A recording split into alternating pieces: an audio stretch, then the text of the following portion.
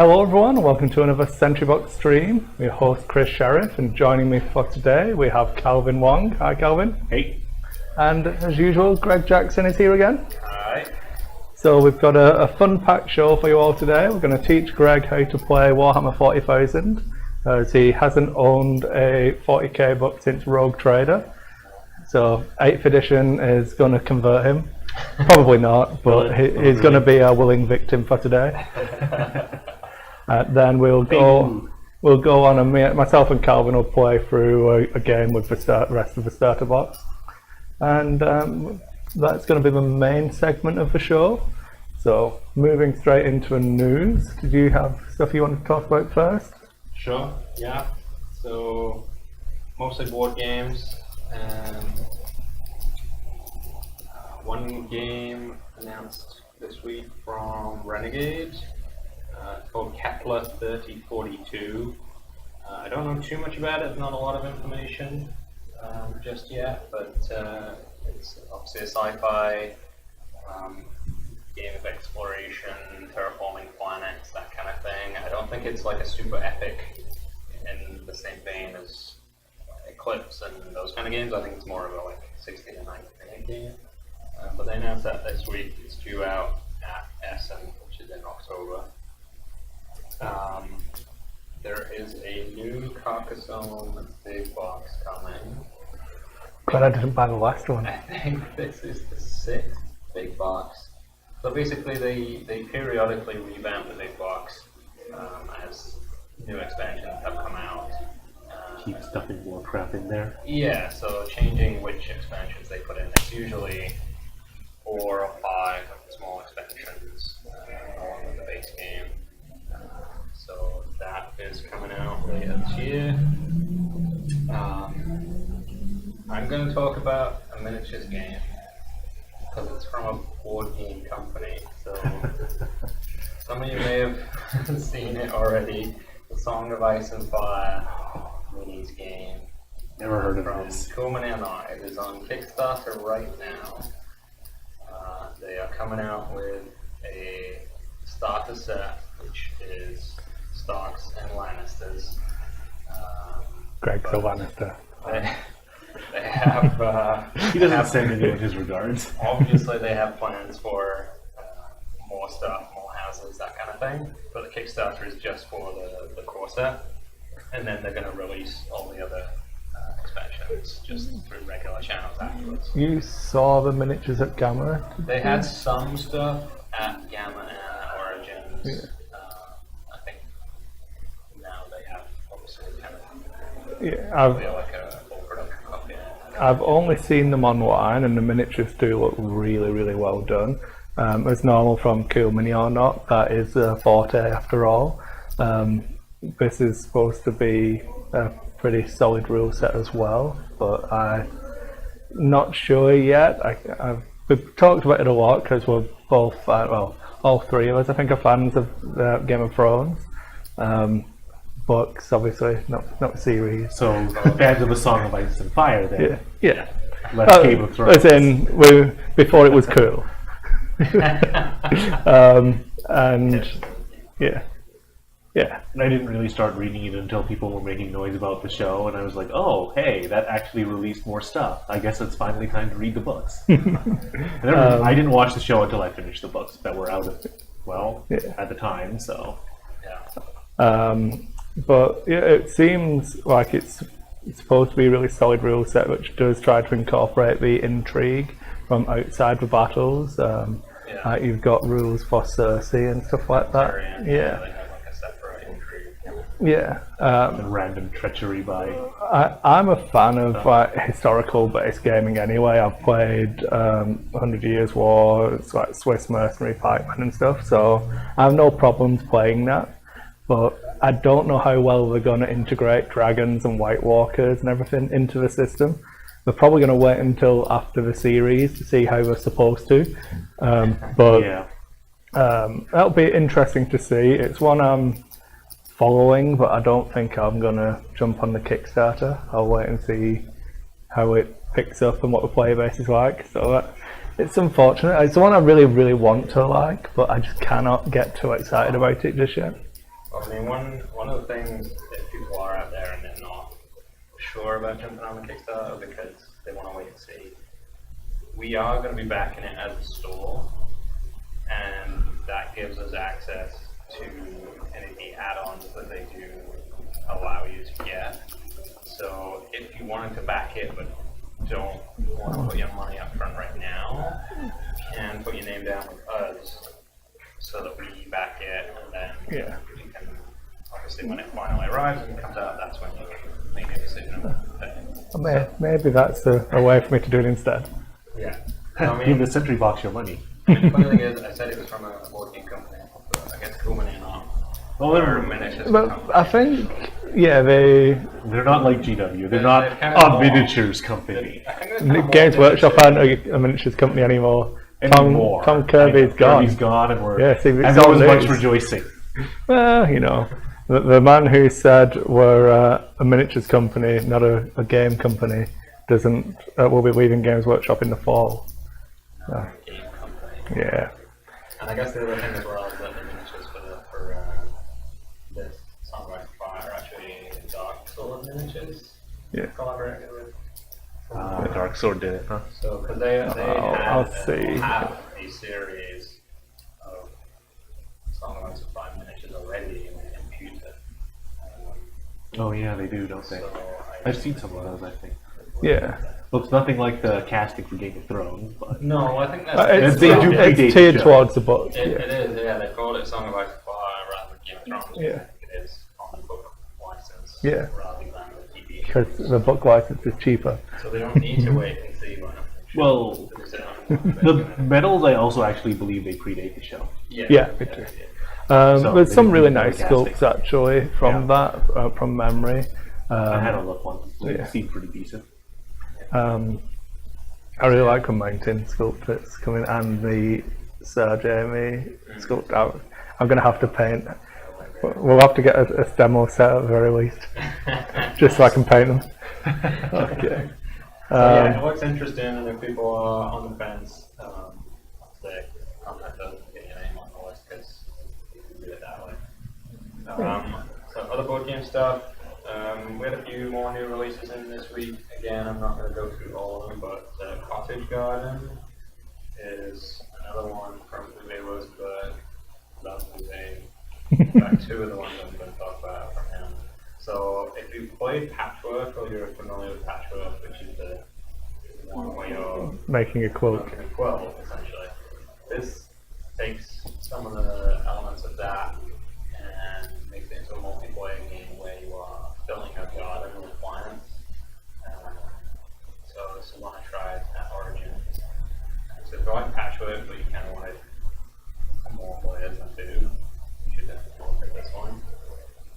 Heart Crown is one that I played. I played this a few times a few years ago because it was out in Japan initially. One of my friends had a copy and had English translations for it. It's anime themed, kind of. I mean, I don't think it's based on any anime license, but it's like that kind of Japanese. Yeah. Obviously, it's on the box. It's a deck building game, but it's one you are trying to get your princess crowned as queen. Okay then. Which I guess thematically, like some people might like the theme, people might not like the theme. So it's Overall- a weird princess Yeah, war. It's not the There's a weirdest bunch of different princesses anime. out there, and during the course of the game, you can kind of nominate one for coronation, and then you're like trying to get to a certain level of coronation points to get the win. But it is a deck builder at heart, so if you play the minion, you've got like the core element, but there is some other kind of interesting mechanics to it. So that was definitely one that I actually enjoyed playing. I'm not usually a huge fan of that kind of style. And Caverna, K vs. K. So Uwe again, and this is if you're familiar with Agricola and Le Havre, and then he did two-player spin-offs from both of those games that aren't the same, but they are based on those and painted as And now he's done the same with Caverna, so he's made a 2-player version that takes kind of heart of Caverna. So, again, if you like his games, but you do like kind of a 2-player quicker option, then that's another good one I can't wait to speak. Okay. I'll let Chris talk about. So some Deepwood Archers have been further spoiled. There's not really too much new in the article from FFG. You can find it on their website, but obviously we're getting closer to the Latari Elf release. Just mocking my pronunciation of all words at the moment. Yeah, so the Latari Elves are supposed to be a third faction for Rune Wars. This is going to be one of the mainstay units of the faction. As you can imagine, really strong shooting, and I'm looking forward to seeing the sculpts. I've got both of the current faction for Rune Wars, and the models are really easy to put together. So looking forward to seeing what these are like, and potentially switching allegiance. I don't know. I do like rune golems for the Darkhan, so I don't know if the elves will be able to steal me away from a rune golem. Then Have you started buying your horde of rune golems yet? I've got 4 rune golems at the moment. So you have started, but then you're not that far into it No. yet. We do have the announcement for the General's Handbook 2017. Yes, the Fire Slayer buff. Yeah, so do you want to talk about that, Calvin? I'll uncover your face so you can talk about Fire Slayers. I know very little about it, honestly. I just spoke to Halting, who is the granddaddy of fantasy-based GW stuff in Calgary, in a way. Yeah. So, Just had another kid. yeah, another one. That fall. He said that the Fire Slayers were getting a huge points reduction, and that would make them a really nice, probably top-tier army or something. So should be interesting to see where that goes. General's Handbook 2017 does appear to be GW's new philosophy for games. Yeah. They're actually going to try and update and fix things, and this new General's Handbook adding additional allegiance abilities for the smaller sub-factions that didn't have them previously was a big sticking point for the book haves and the book have-nots in Sigmar, because only the book armies had any sort of allegiance abilities that were tailored to their army. Yeah.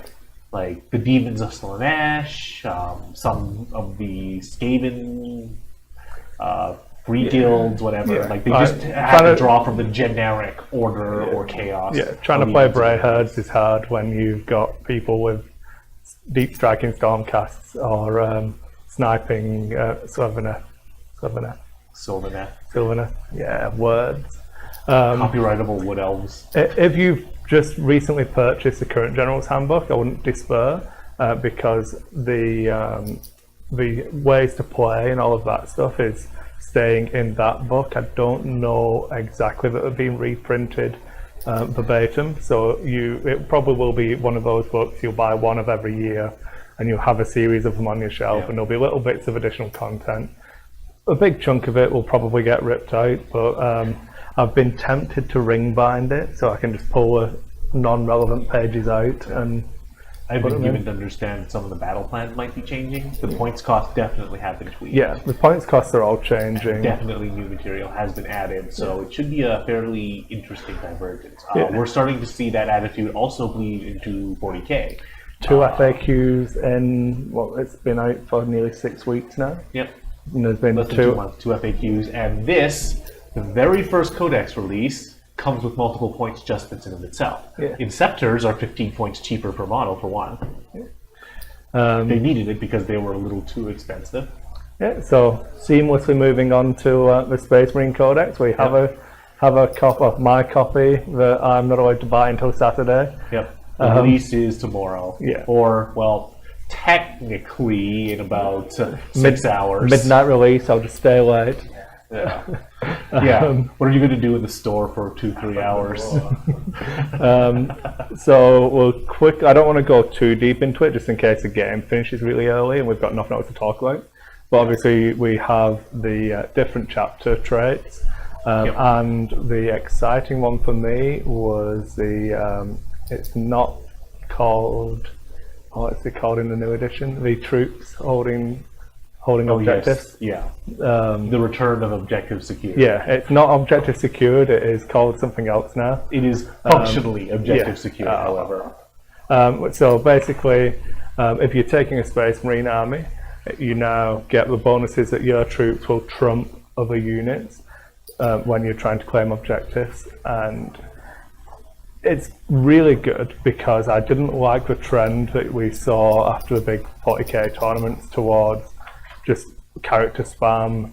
And like when you look at the current structure from just the indexes without the codexes, or it's the same as when Age of Sigmar came up with battle tomes. Yep. You've got the keywords, and Imperium, I believe, has got something like 300 and something entries, and that Chaos is the next closest with like 100, nearly half as many. Well, there's two books that are called Imperium. Yeah, and every Imperium one is the fattest book. Yeah, and every one of them. Index Chaos is not that particularly but every big. one of the units in both index books has the Imperium keyword. Yeah. So if you're doing an Imperium army, you can spam any of those units and still be battle forged. Is that? That's still the term, battle. So you don't get the penalty for going to open play. So it is a little bit cheesy. You can have Militarum Tempestus Scions as your troops choice. You can have an Inquisitor leading them. You can have Manticores and the Predator and the Land Raider. Really, nobody can get into the Land I believe the list that really bothered me was Reboot Guilliman, 3 Storm Ravens. Storm Ravens. Yeah. Reboot Guilliman, 3 Storm Ravens, 4 or 5 Eversaw Assassins, and a Colexus Assassin to give you a penalty to be hit, and then Long Fangs as your infantry. Yep. So it was just, it doesn't feel like an army to me, and that basically once the Long Fangs are dead, you make sure the Colexus Assassin is the closest, because they have to shoot at that model, and it's nearly impossible to hit. Yep. And sixes. Yeah, and it's just Colexes are stupid. But the FAQ came out, so flyers don't count as on the table anymore. Yep. So that's good. They don't hold objectives, which is a big change. I mean, honestly, like the very first 40k GT that was after the release of 8th edition, I think it was a week or two after. The first place list was 6 flyers, 6 tacticals, and a captain. Yeah. That was even worse than what you had because it was just 6 flyers. It was 4 Storm Ravens, 2 Stormhawks, and if you only have the Storm Ravens and Stormhawks left, you don't count as having any models left on the table. Yep. So you get tabled and lose. So don't be a cheesy guy and just take flyers. Yeah, don't be that guy, which is always good advice. Don't be that guy. Yeah. And if you don't know who that guy is in your group, it's you. So at more news on a more local level, we've started our Rune Wars Escalation League, which is going to tier into the actual tournament kits as well. So that should be good fun. We're hoping to see a few different Rune Wars players come out. And getting more than Imperial Assault. Yeah. Well, I want to see how the meta grows for that, because I know what I think is really good, but I've not really spoken too much about it or delved too deep yet, because I want to see what people are doing, and because it's a brand new game, see how it turns out. And then we have our Infinity ITS Escalation League running as well. Last week was the first week for that. I've been ordering and building lots of terrain, as Greg will shout at me for at some point. So building and painting terrain's been the bane of my life. So I've been covering lots of shifts as well, so that's been good fun. But I'm trying to decide which secretarial I want to play as, either the Steel Flanks or the Shock Army of Acconsentimento. Oh no, I'll have to read it. Yeah, Acconsentimento. That's the one. Yeah, if I'm not looking at it, I can't say it. Acconsentimento. So. Yeah, I do. The Pan-Oceania. They come from a planet of Acconsentimento. really good. Good fun. We still got it drunk. I know. So we I have. didn't mention it. There'll be a poll going up on the Sentry Box Facebook page for what army Chris should play, and I'll be building and painting it all, and you can like follow along. Depending on how good of a job I do at painting, I might put some pictures up on the stream and stuff like that. But check out the Sentry Box Facebook page tomorrow, and I'll have the poll running until next Friday, and we'll see what gets voted on, and then that'll commit me to which one I have to build and paint. So there we Letting go. the internet pick things for you will always go well. I'm not letting end them up playing the Army McArmy face. Make sure you don't allow people to add their own options, and it'll all be fine. Okay. Speaking of campaigns, we're also starting the 40k campaign Oh here. yeah, I do have a picture for the Core. That's right, I think. Yes, called Astramus. So we have the first believe. planet announced Yes, that we're fighting on. and that's this week. Yeah. I It have should no be- idea how many people showed up, but it didn't seem like a lot when I passed by. Well, overall in Calgary, it's been pretty good. You said there was a good turnout yesterday at one of the local Imaginary stores. Wars had a massive bunch of people turning out. They ran out of table space. So what's that? 5 tables going. Yeah, they were putting 2 people on each side on each table, so each table was like 4 people. Yeah. So it'll be good to see. So this is the planet, so obscuring our faces with lovely demon planet, soon to be. Don't know. We'll see. And I think Kyle was recording it wrong because he was recording it as Imperium and non-Imperium, and my understanding is they're supposed to record it as Imperium, Chaos, and then Xenos can take points away from whoever. yeah. So I'm not sure he recorded that right. Well, you know, people always rig it in their favour. He's obviously a Chaos player. One of the games I was involved in was a Chaos Victory. Because you're a cheesy guy, Calvin. Hey, I was playing Imperium in one of the games with my Alpha Alpha Legion. Legion. Yeah, see. I was using Imperium rules. Okay. Saying about don't be that guy. Yeah. Hey, I lost that game. So, what we're going to move on to for the main segment, obviously there are 3 different ways, well, 4 if you include the magazine with the model you can buy. I don't think that one has the rule. But you can do the First Strike box, the No Fear box, or the Dark Imperium box, which is too big for me to like plonk on the table. Yeah, it would basically just be here. And obviously we're coming at different price points. This one's 50 Canadian. Yep. So this is the one we're going to play through today. As a So- quick demo, and then we'll do Yeah. the full Dark Imperium game. I've already got the mat out ready, which is just here, and the rule books. But just so you can briefly see what comes in it, you've got the little core rule book. It's got more than enough rules for you to actually be able to play 40k properly. All of the models are snap fit, which is really cool. And then you get the rules for all the models that come in it. Coloured plastic, which was a novel sight. It's been, I think Blood Bowl was the last one I saw them do the coloured plastics on. And then some dice and a range ruler. So I'm going to give really these need to that. Greg. And we'll switch over the camera, and then we will go through how you play Warhammer 40,000 8th edition. A friend of mine mentioned that he could probably have built the Reavers that he just bought, the same kit that's in that box there, with a butter knife while we were sitting in a pub. It's like, you could, but the waitress would probably give you funny looks. Yeah.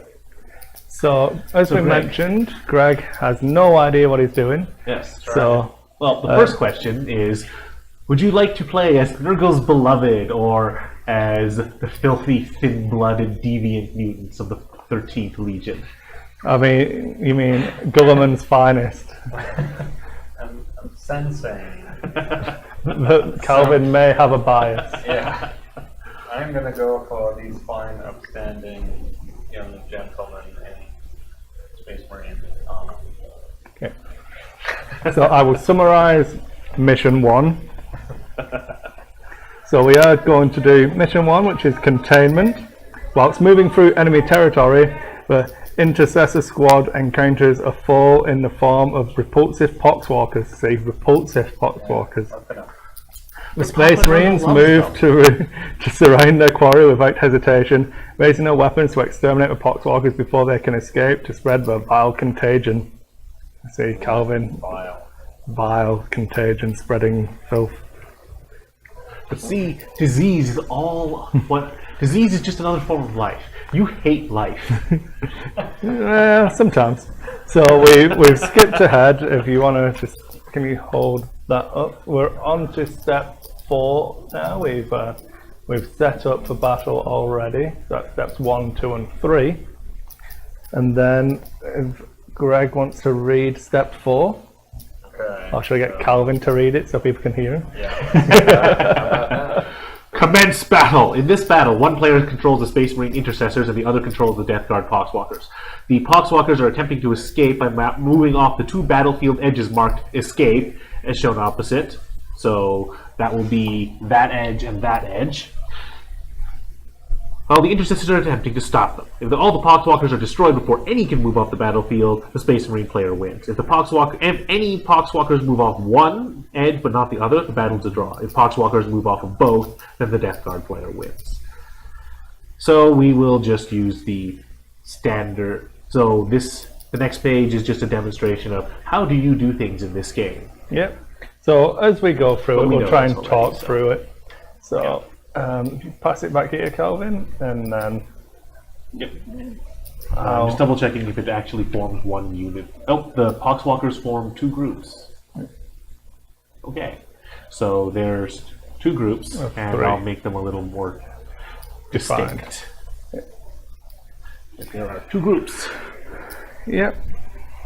So the first thing we do is that we commence battle. So Who's supposed to go players first? use the sequence on the following pages during the missions. So Poxwalkers move, then Space Marines move, and Space Marines shoot, and then we go back. So the Poxwalkers player does not get to do any attacking because they're filthy Poxwalkers and just get blown up. Okay, so every unit has a movement characteristic. In the case of Poxwalkers, it's 4 inches. So normally they move 4 inches. But as an optional thing to move faster, they can advance, which sacrifices your ability to shoot, except with certain guns, but we'll not get too far into that. So essentially, each unit will get to roll a d6 and add that to their movement characteristics for that round. So these guys are going to advance. That's a 4. So they get to advance a total of 8 inches. We need a better ruler. We're playing with what comes in the box.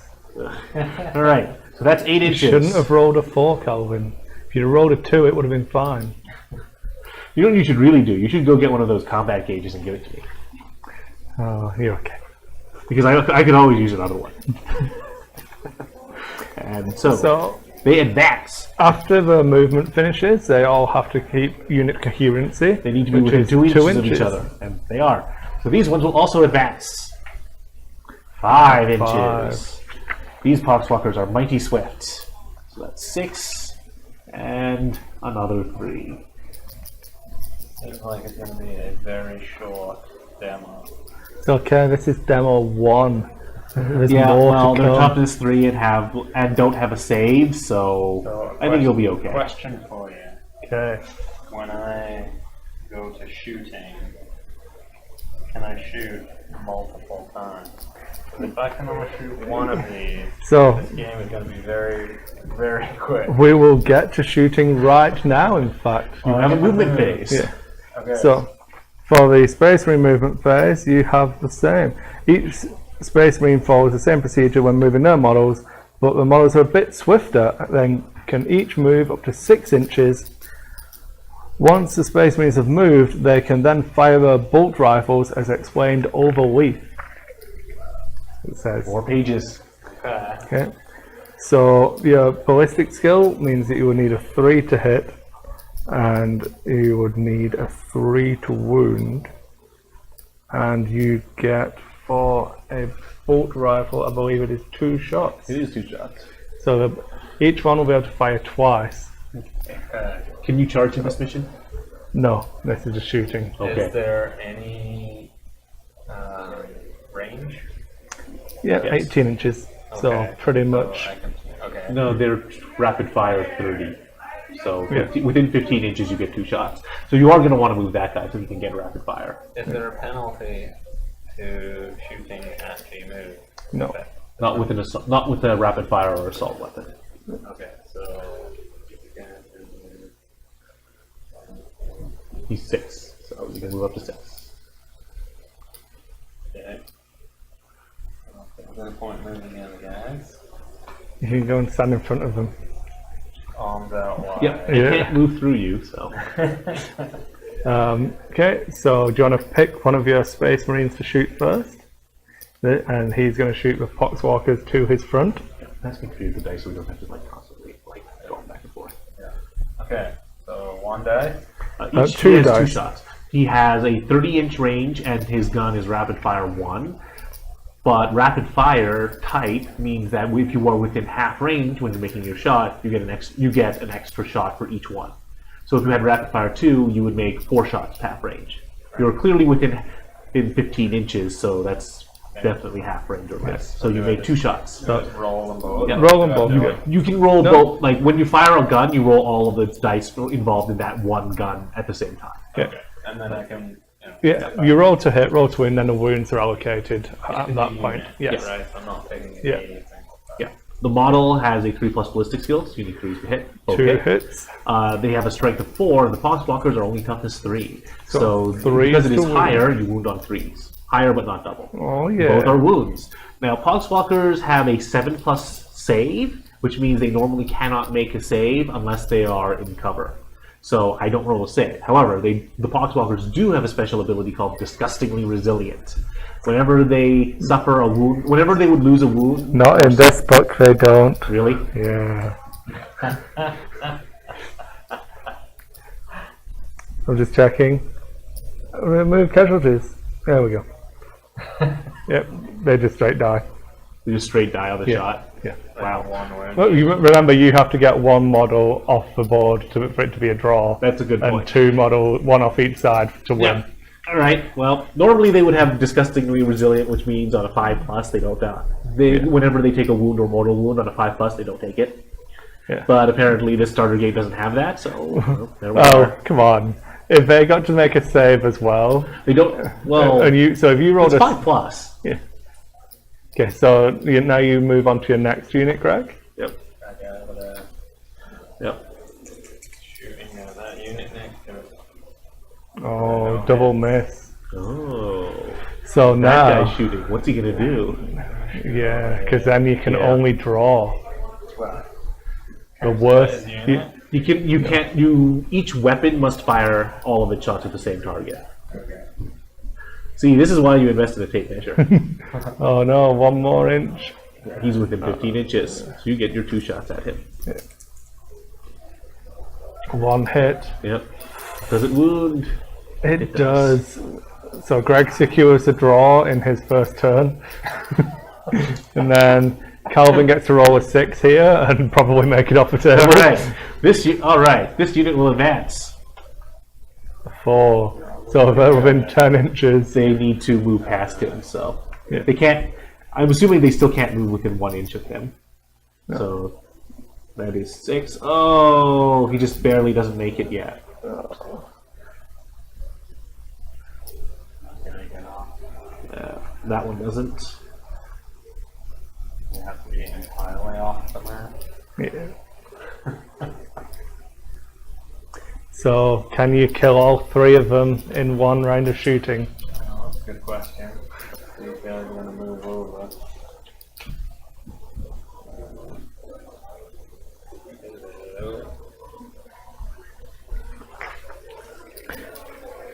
The stuff on this map. Oh, actually sorry. stuff is- Sorry. So, because Calvin skipped ahead to rapid fire, which is an advanced rule, and disgustingly resilient is also an advanced rule. So if you're getting 1, you should have got the other. I should have had. Or you shouldn't have rapid fire. So I would normally only get 1 shot. Just for it recommends this for your second goal. Right. Yeah. but it's Oh, I figure you're an experienced gamer. You should be able to figure it out quickly. Right? okay. So we'll let Calvin make his 5-up saves and see if Greg needs to change his mind. So 3 5-ups. Oh, on them. Yeah. All right. One of One. them is disgustingly resilient. Yeah. I think we probably would have been off on that. He'd still have to advance. So no. Yeah. He's off next turn, but Okay. So you have to kill him now. So Okay. whilst you're rapid firing, we'll make sure that it's a fair and balanced game. So now he's gonna shoot at him. 2 hits. Oh yeah. 1 wound. Not disgustingly resilient. Alright, this guy. Yep. Oh, double one. Oh. The house wins. So the other guy. 2 hits. 2 wounds. Not disgustingly resilient. Alright, that's it. Yes. So then Calvin go. Haha! He escapes to spread contagion. Spread the bounty of Papa Durgo. So that finishes in a draw. Huns an infection for everybody. So that's mission 1, which basically shows the movement rules, shows off the advanced rule, and obviously using advanced rules, not the advanced rule. We showed off rapid fire and Calvin disgustingly resilient. So I don't feel as bad now. It wasn't that disgustingly resilient. No, they were disgusting enough. Only 1 out of 5. I made it a game. So we will move on. Do you want to talk about, was that difficult for you, Greg? I can put it on. Did we need to not do the advanced rules? Was it too much, Greg? That's not too difficult, I think, for... Oh no. So we're going to have to use count size for this one, because I don't have a funkily painted Reaver Sergeant. So you can have this guy for gathering the troops. You get a Reaver Sergeant. Get the guy with the power sword, because the Reavers have choppy stuff. Okay, well he's my favourite model. Okay. Alright, so this one is going to include close combat. 6 Poxwalkers still, right? Yeah, you get 6 Poxwalkers. And where are the Plague Marines? Where are the proud sons of the 14th Legion? So you do get some terrain now, which awesomely is the box that it comes in. I really like I have it. to admit, that's clever. I'm a big fan. Like, it's It it's goes- environmentally friendly. It goes in the the corner. thinking. Next to the crater. Indeed. Oh ho! Behold. So, for mission 2, we have Boxiness. Blood and Blade. While surveying the battle, a Reaver Sergeant is ambushed by a horde of diseased Poxwalkers. Fearless, he draws his blade and charges into the fray. This Yeah, that's battle not a will be Reaver Sergeant. determined by the cut and thrust of close combat. So this mission introduces hand-to-hand fighting to your games and is designed to teach you how to charge and fight with your warriors. So, gathering the troops, we have our Reaver Sergeant, who looks suspiciously like a Primaris Lieutenant, but is cool as bits and painted, so we'll let it fly. Yeah, And- you haven't painted any Reavers yet. Get on it, man. Paint more! Paint more! Then we have the 6 Poxwalkers, who definitely didn't die in the last one. And then The we get, Poxwalkers, they never come in just 6. They're like zombies. There's never just one. so we move on to setup. So you put down the gaming mat with side A facing up and put the Space Marine Reaver Sergeant onto marker D. Then you place the Poxwalkers onto marker C. In this battle they form a single unit. Whenever you place a unit, put one model on the marker itself and the other models within 2 inches. Then we commence battle. So in this battle, one player controls the Space Marine Reaver Sergeant, the other controls the unit of Poxwalkers. Starting with the Death Guard player, taking in turns to move, then shoot, then charge, then fight with your unit. Remember that the Poxwalkers have no ranged weapon, so skip shooting if you are controlling them. This battle lasts until one player has slain all of their foes. Note that the steps shown in the sequence opposite in the white box are covered in the previous mission, whilst those in grey are new. So we've done moving and shooting, now we Yep. get charge and fight. Alright, these guys are going to advance. Advance does prohibit you from charging, but I was never going to make a charge without advancing anyways. So, yeah, these are 25 mil bases, so just end to end is going to X-Wing style is going to give us a 7-inch movement because it is same point to same point. So that would be 6, but the base is an inch, so that's 7. Just explaining what I'm doing for, well, clarity. Hooray! Poxwalkers advance! And then that is all they do, because they are Poxwalkers. Yeah. Then we go to Greg's turn. So he gets to move and charge and shoot and all of the good stuff. Okay, so Any questions? do I have ranged weapons? Yes, you do. You have your... I'll get you a stat card and everything now. Now you've like graduated. So you have a Reaver So I have to Sergeant. have a component now. Yeah. Ranged sergeant. Okay. So it should say what weapons he has. Pistol, combat blade, shock grenade, frag grenade, crap What's grenade. being asked in the chat? It was basically were correcting us on the discussing the resilient rule and saying how awesome it is that we're doing this. So, Why wouldn't we be wrong? Or the fact that it but, is yeah, That's an advanced rule. Alright. Yeah. Is there a benefit to being the one that charges in combat? if you Swing charge, you get to on your turn, your charging units attack, and then you alternate between picking units to fight. So in this instance, because there's only one unit on each side, charging means you fight first, then kill the people before they get to hit you. Yep. So, combat. Even when you have multiple charging units, all charging units attack first, unless there are abilities that say this unit always fights first, even if it didn't charge. But that's not clear. Having bunches.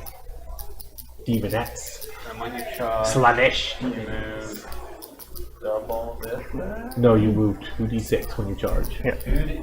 You roll It it's is random entirely charge, random. No matter how fast or slow you are, you charge 2d6. and you cannot approach within 3 inches of a model. No, that's Sigmar. Is it so you can go? In 40k, you can approach to within 1 inch of a model. Okay, so you You can can guarantee. guarantee a charge. So that is what you want to do if you want to charge. You move up maximum to get as close as possible. Shoot with and your then pistol, charge. Yeah.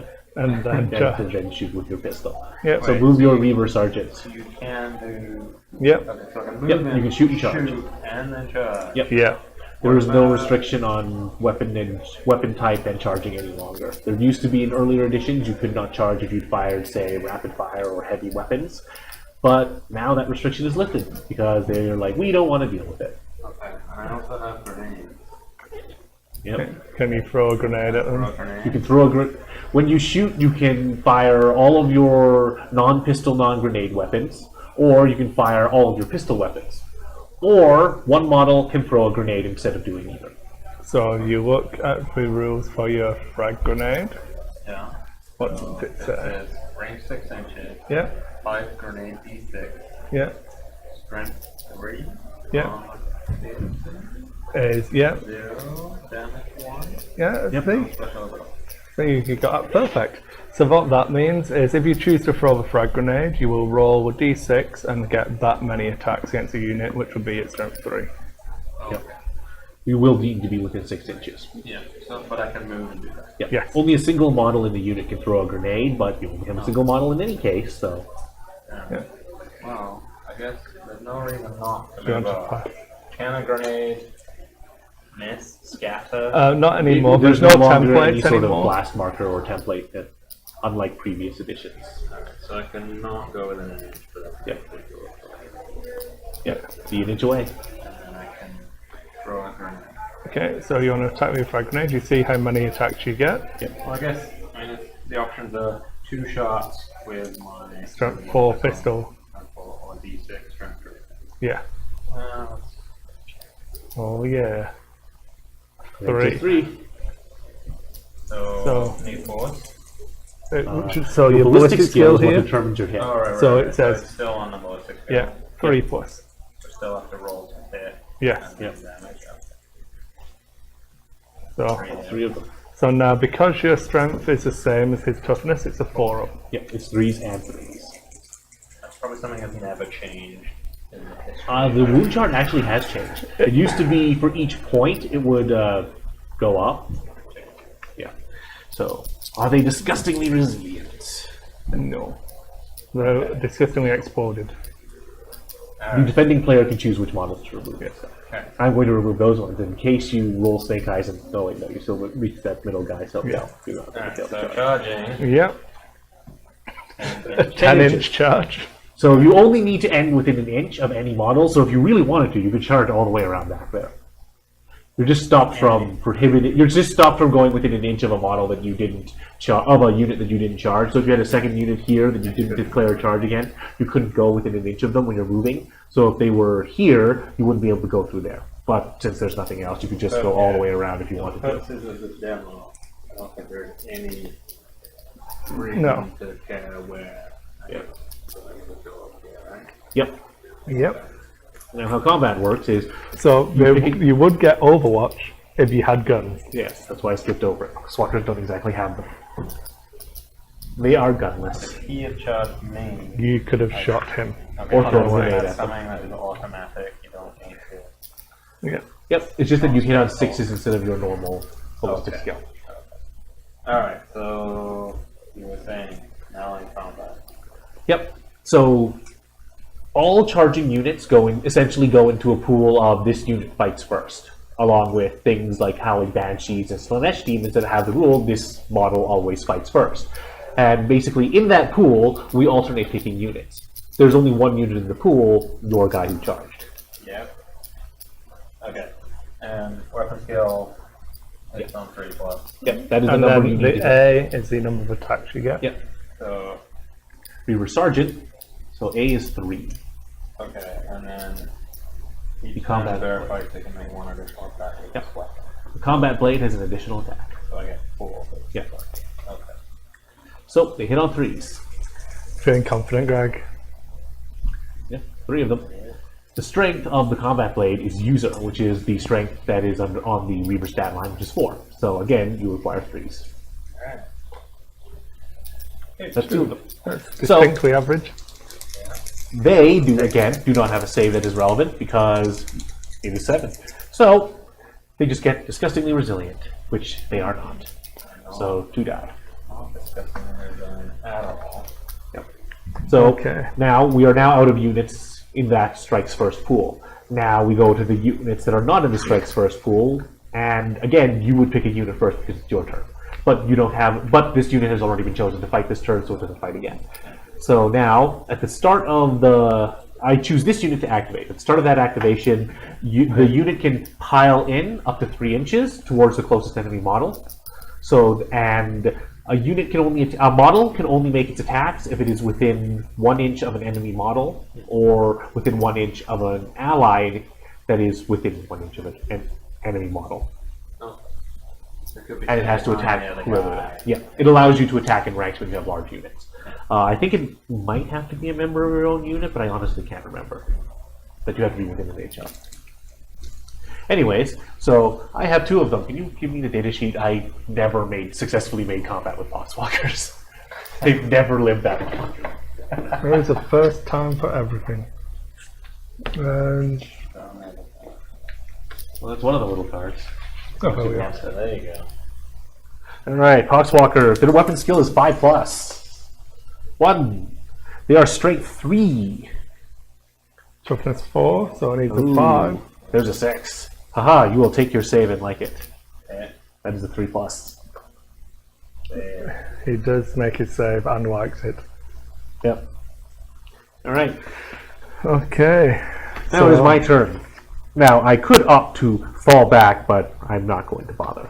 So instead, we're just going to go movement, nothing, because you cannot move when you're within an inch of an enemy. Your unit cannot be within an inch of an enemy to move. Shooting, if I could shoot, you could not. I cannot shoot non-pistol weapons when I'm within an inch of an enemy, which is the point of combat. It ties up shooting units somewhere where they are unable to shoot. And with pistols, you still have to shoot the closest target. But we just go to combat. Now, there are no units in the charged and fights first pool. So it is my turn. I pick a unit. I pick the Poxwalkers with their 5+, 1 hit. Their strength is lower, but not half or less than the toughness of their target. So 5+. Ooh, another one. Poxwalker's feeling lucky. And he still makes his armor save. No modifiers on the save from Yeah. those guys. Not on those They're- weapons. They're pretty terrible. Yeah, they're pretty terrible. Okay. Too much cheaper. And now the Reaver Sergeant It is with his 4 attacks. 4 So- attacks Yep. for 2 hits. Oh yeah. Only one. And he's resilient. Yeah, so now it is Greg's turn. Yep. So, Now I Now, can shoot my pistol. yep, but Yep. only your pistol. You cannot throw the grenade. or you could fall back and throw a grenade. You can't. When you fall back, you're not can't eligible shoot. to shoot. Okay. And grenades are now just a shooting attack. Okay. Even melt a bomb, which is a bit strange. Can I still do the what was it, the rapid fire or whatever it was called? Not with a pistol, no. No, the pistol has its separate type. The rapid fire type is on the Interceptor's bolt rifles. Okay. The pistol has a pistol type. Okay. So Alright, so I that is get what allows it to fire in close combat. So you can fire the pistol. one shot. Yep. Does not work. Yep. And now we go to combat. And we enter the choose phase, and then you choose I the Reaver. choose. What a surprise. He hits twice. 2 hits. Is it going to be enough? 2 Oh, it could be. Two. The Ooh. disgusting and resilient. So disgustingly resilient. The epicness of the battle continues. Smash back. Nope. No. They do nothing. My turn. Your turn. Attack. 1. Woo. Every time I hit, I wound. Oh, it's a wound. So Reaver how many Sergeant wounds? does have 2. Yeah. 2. So I get to fight back. Yep.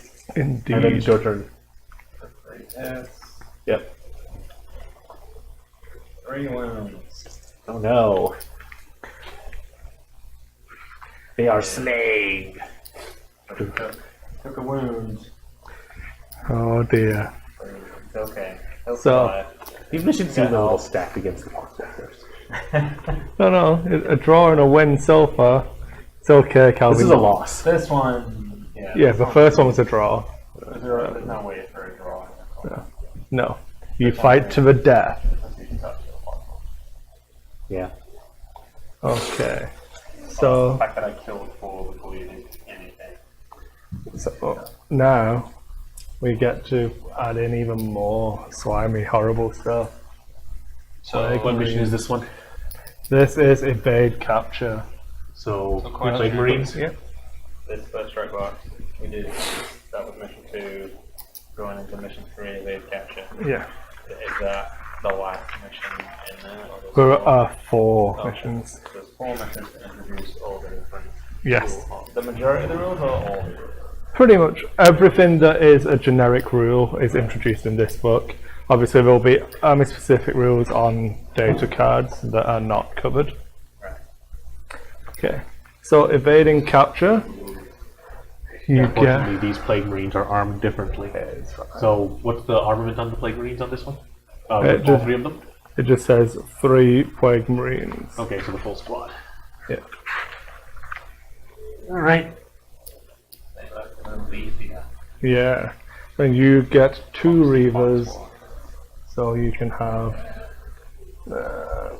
We'll have the 2 sergeants. Maybe you should have done Reavers. this box. Yeah, probably. It's okay. So obviously, Yeah, 2 regular reasons. those ones are the Reavers, and then you have 3 of those, which should be armed correctly. Yeah, you got your. Replague. And you need 6 Poxwalkers still. Okay. Oh, look. There's 6 Foxwalkers right there. How Yeah. convenient. In any battle, it is vital to ascertain the strength of the enemy. To this end, a squad of Reavers is sent on a scouting mission. However, the route is blocked by the Death Guard.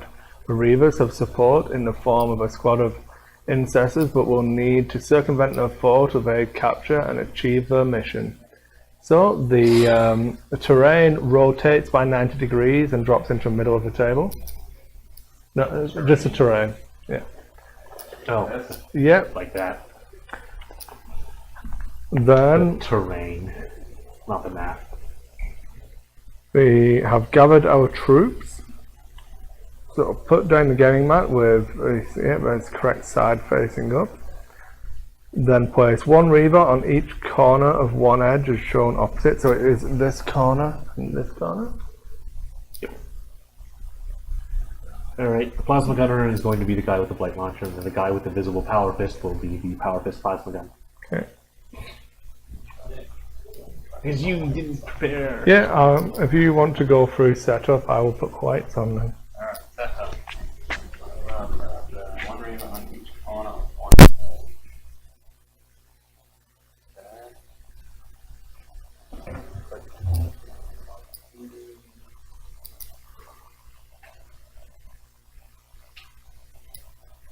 So,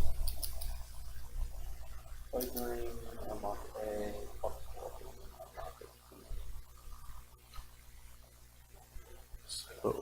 So, the Plague Marines form a unit, do they? Very well. Come, thin blood wretches.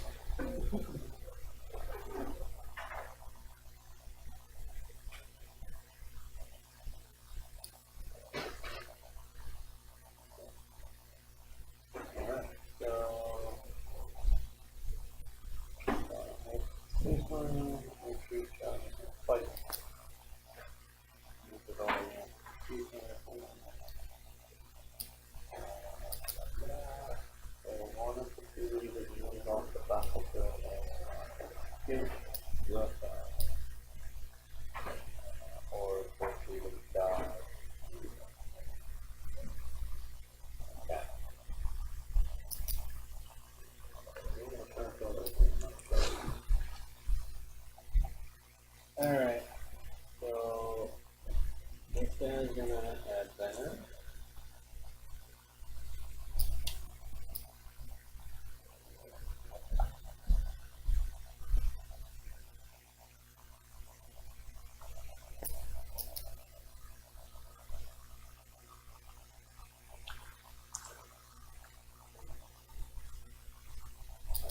If I advance that, don't shoot.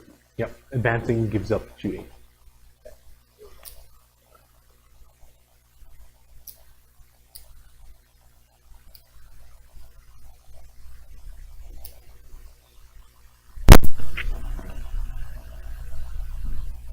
I see this for a second.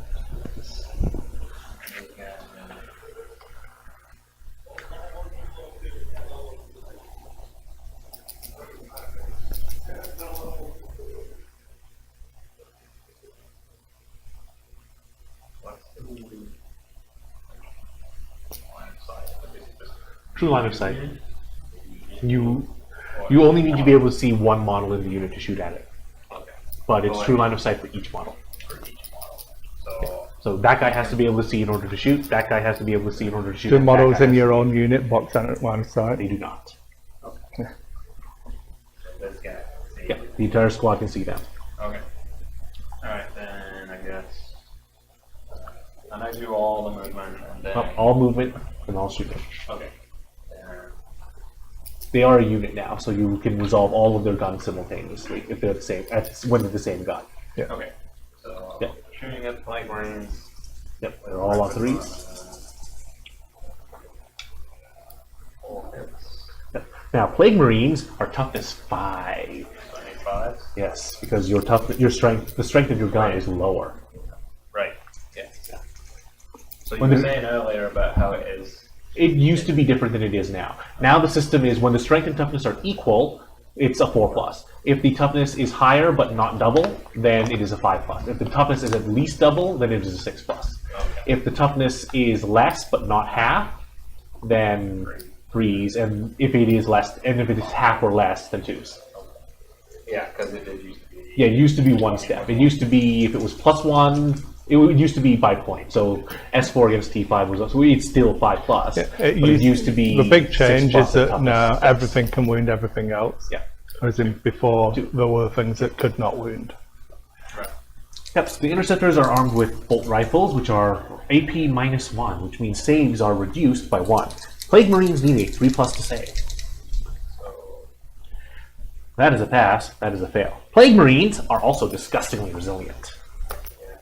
Getting down. Yeah. So the Plague Marines shrug off the shooting. They are unconcerned. Yeah.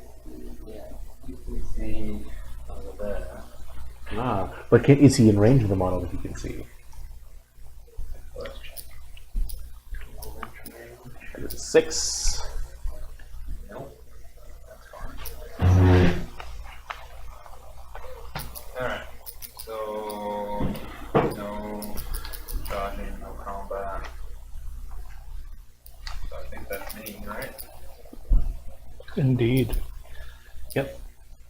Yeah, I must have told you the tale from when I played Warhammer, and I had a unit of goblins that charged my brother's tree man, and they could not damage it.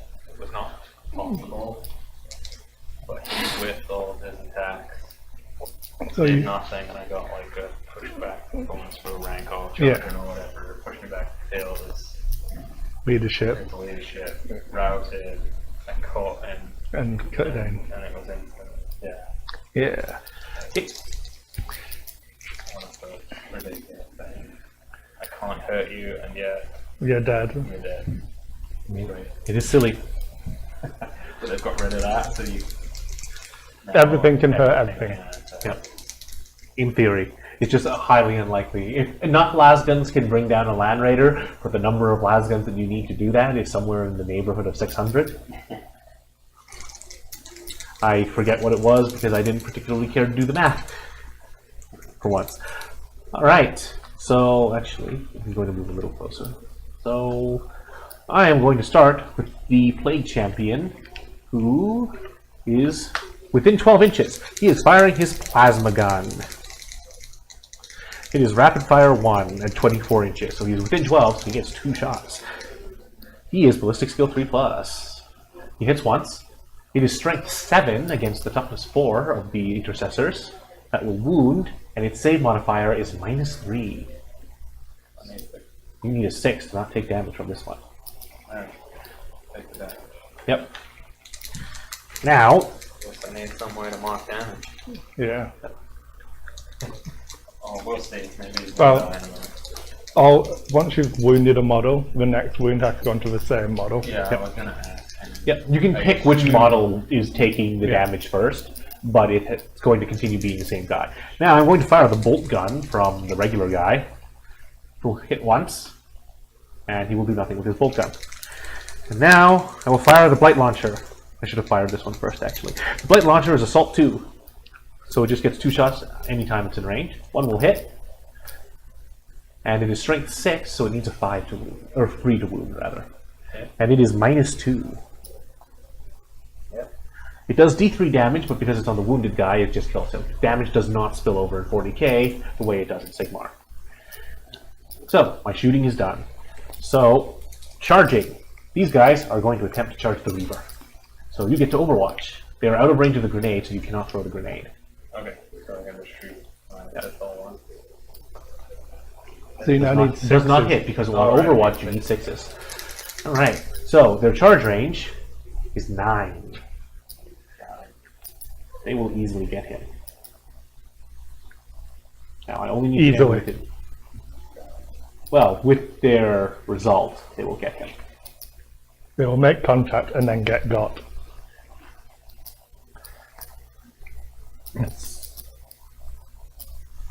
Oh, this one's only a Reaver, isn't it? Not a Reaver Sergeant. Yes. Just a regular Reaver. Okay, so they're only allowed to move up to their 9 inches, and the unit must remain in coherency. So these guys are going to decline the charge. So, now, fight subphase, they pile in. As long as they remain closer, if they end up closer, they can move around him, like that, to block off his escape. We have you now. Yes. And this guy did technically move closer, so that's permissible. Technically correct. Yes. And he's moving over this way because now you cannot get the fat 32 mil pace past him in order to escape that way. You can charge in and kill them all though. It'll be Yes. okay. Okay, can I get the dice? Okay, so I choose the so they have piled in. Now they make their melee attacks. This guy is within an inch of a guy who's within an inch. They will hit once. It won't hurt. Now you get to kill them, all of them. Now you do it. Now you swing back. It's a regular Reaver, so he only has 2 attack space, but he still has combat plate, so he has 3. Good. Who won? They're disgustingly resilient. Okay. How resilient have you found them to be? Disgustingly so. Now it is your turn. Alright. He could, in theory, fall back, but because it would allow, you're not allowed to move through bases, and you must end an inch away to fall back. He cannot actually fall back through that unit. The rounded. Yes, That's fine. I don't want to. because the Poxwalkers have surrounded him. You can just pile everybody into them, kill them all. Okay, move. Yep, you cannot shoot things that are engaged as well. So, yep. Sorry. You must stay an inch away, but that's all you need to do.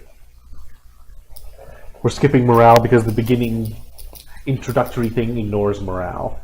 So, Yeah. It's only the next mission, I believe, where we do morale. Alright. So shooting. So you cannot shoot into Nope. an engaged unit. But these guys can shoot over there. Yep. What about pistols? oh right, pistol. Pistol. Those guys can fire their pistols into the unit they're engaged with, but that guy cannot fire a pistol in. Alright, so Does he? shoot the pistol. And miss. And these guys are gonna shoot unit. 3 hits. 25. That's it, up to 5. That's 1. -1. Fails to save. It's not That was a disgustingly disgusting resilient. resilience save. Yep, they only have 1 wound. But we do have better weapons than you. Alright. They are old school. They are the oldest Startes before Belisarius Call spent 10,000 years tinkering with them. So they are. Told you, frail they were ready in some 10 ways. minutes. Alright, so then he can charge. Yep. You don't need. You can roll if you really want to, but And these guys are gonna charge. these guys get to Overwatch. Okay. So they Overwatch before you roll the charge distance. So he's going to Overwatch with his plasma gun. Not hit. He's going to Overwatch with his blight launcher. We'll hit once. Do nothing. Oh, blight launcher is a plague weapon. You can reroll wound rolls of 1, but you can never reroll a reroll. I'm glad that came up. It's a key rule that we always have to talk about. Yep. Okay, so you choose a unit that charged. So either them or them. Them or Or him. him. Yeah. And then you would choose. No, you choose all of the units that have charged first. Wow. So Go. so him specifically. Right. Yeah. So he makes his 3 attacks. 3 hit. Yep. 2 1. No longer disgustingly resilient. Okay. Now you choose another unit that has charged this round or has the fight's first special rule, which is the intercessors. They have 2 attacks each. 2 attacks each. They don't have any special things, so just hit on 3s and wound on 5. Indeed. 4 3 wounds. Alright. No rend on their combat weapon, as they don't actually really have one. So that is a failed armor save, because apparently I can't pass 3+. But you make the 5 up, so it's alright. Yes, See? he is alright. Aimed for and got. Yep. Okay. So now my turn, so my guy goes first. Yep. Okay. After we leave the charge pool, you pick first. So All hit. yep. 2 1. One is disgusting. Alright. Alright. Now the Only Plague count- Marines fight. The Plague Champion is armed with a Power Fist. Now, he's normally weapon skill 3+, but Power Fist subtracts 1 from the hit bar. I'm like, that's not, where is it? Yeah. There it is. Alright, so he needs 4s to hit. I'll miss. And That's good for you. Power fist hurt. yes, and the Plague Marine will make 1 Plague Knife attack. And he'll miss. Is it a plague weapon? Plague weapons only work on wound rolls. Oh, okay. That was a hit roll. So instead, they're just not going to do shit. All right, that's it. No, he's not No, the attacked with the Poxwalkers. Poxwalkers. They're all going to attack the same guy. They'll hit twice. Wound 2 twice. wounds. Don't whiff the roll. And there's Oh, one. Oh ho, damage. Okay. Yep. And then it's my turn. I am not going to fall back. Now, this is the tricky part, because whichever unit I choose, well, you choose the other one, and damage them before they get to swing. So, I think the Plague Marines are more valuable. I'm going to try and attack with them first. So, Power Fist goes. Power Fist hits once. Power Fist is Strength X2. The Plague Champion is base Strength 4, so that's Strength 8. So this wound on a 2. That is a 6. That is a wound. It is -3. And no, a Power Fist is D3 damage. It is 1 damage. Because I rolled 2. Alright. and he has another attack Yeah. with his Blight non- Knife. Will miss. Okay. So that's that unit, so... Yep. You pick a unit to activate, so a Reaver, I guess, or Injured Reaver, Injured Reaver. which is the best choice. 2 hits. Yep. 2 wounds.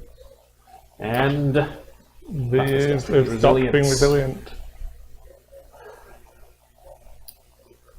Oh, see, now you get to explain what you just did there, Calvin. I pulled one model. I pulled the model that was engaged with the other Reaver away, so now he is no longer engaged and is no longer eligible to be chosen in the fight phase. So you cannot kill that guy this round, Okay. essentially. But he's no longer in combat, so he can move about as he pleases. Yep. So the one Poxwalker will miss. Okay. So, yeah, do your dice first, and I have Do the questions. intercessors. Okay. So, intercessors. 3 hits. 5. Nope. So, at the end of the fight phase, is that when you choose to fall back? No, you No. choose to fall back in movement. At the beginning of the movement phase? Okay. It's in movement. It's not the beginning of Okay, movement. just when you move that squad. Infantry. And what does it mean? You move, you cannot advance, you cannot shoot, and you cannot charge. But you move, you can move, but it allows you to move out of combat. Yeah. And then he could shoot you with the other one, who isn't engaged anymore. That's the idea. Because there are 2 separate units of individual Reavers. Yeah. And that would be your turn. Right. Okay. So.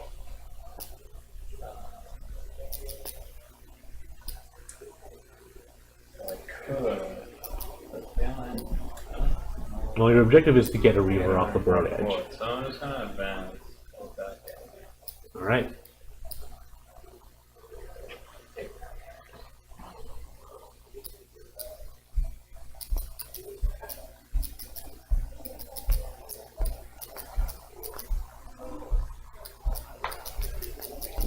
Okay. Yep. Now, he advanced, so he can't shoot. He can shoot his pistol.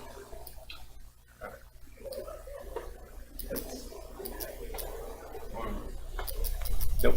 And he's dead. This guy is no longer engaged either. It means he's free to run about and do things.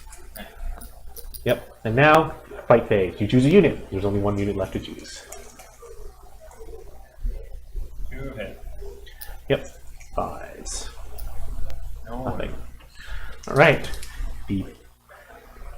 I'm going to start with the guy with the Blight Knife this time, Because I want him to do that 1 damage to the 1 wound Marine, ideally, and then kill him. Yeah, and then then the Power Power Fist Fist can crush potentially the do other one. multiple damage to the other guy. yeah.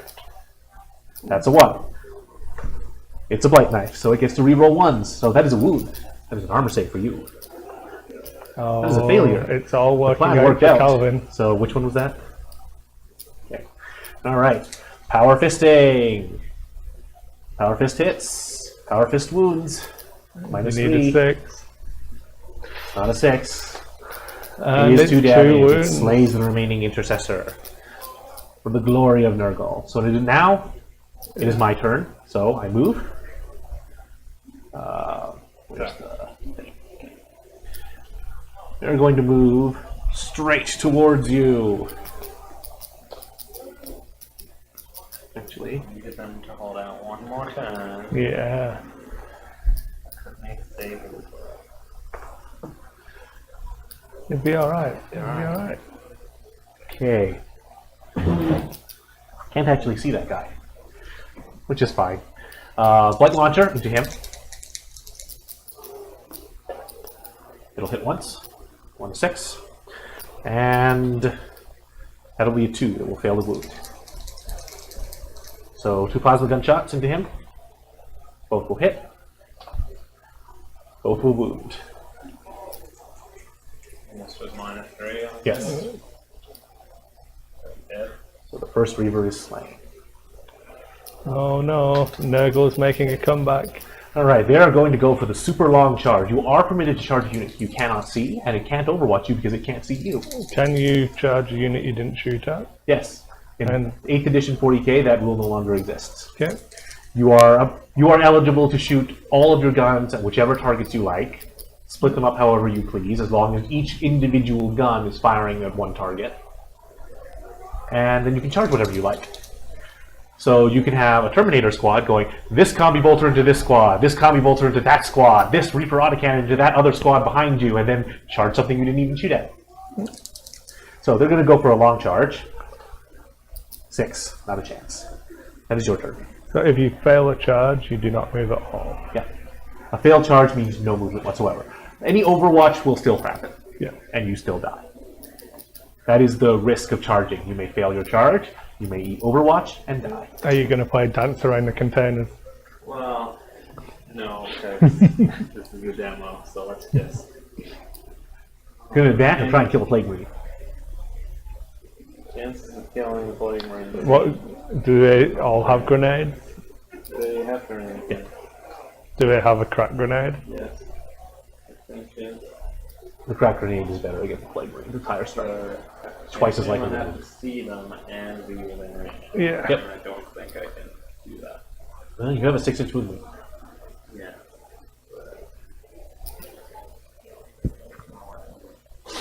See you again.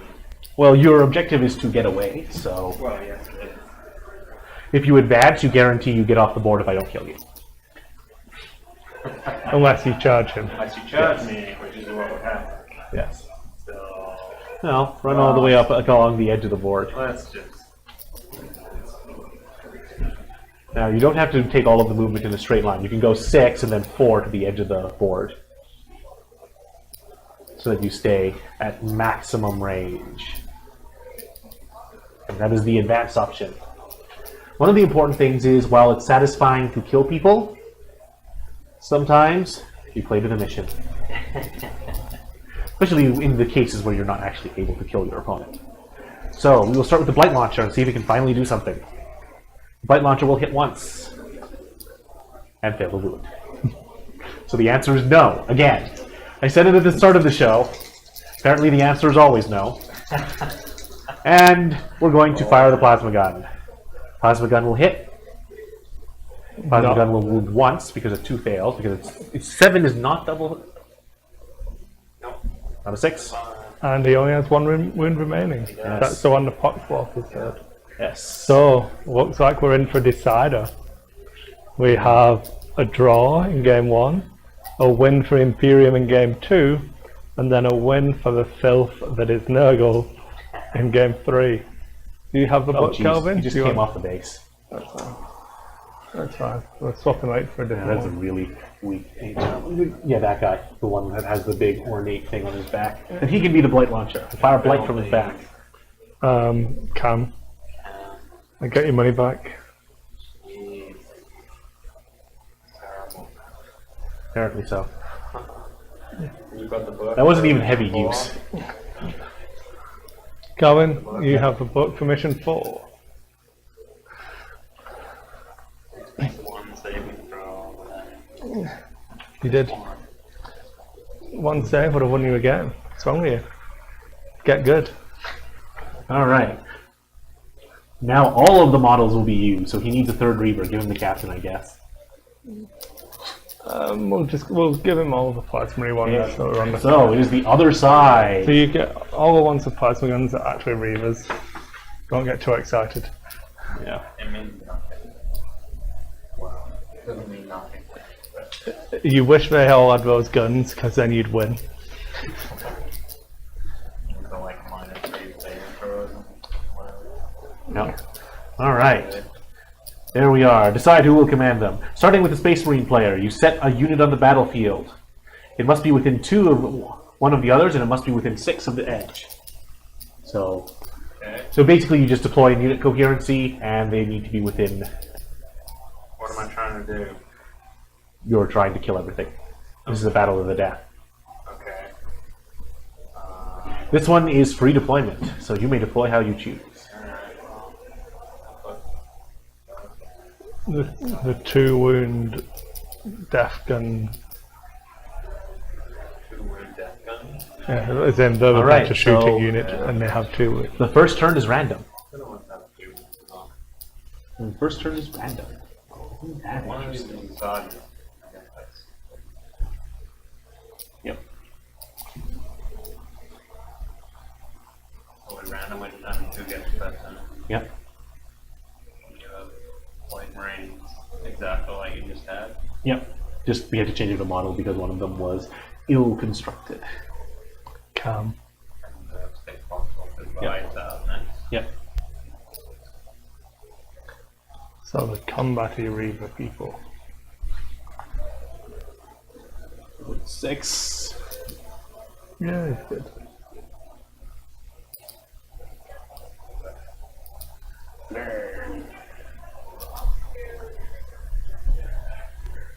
All right. So we each roll a die, and whoever goes highest goes first.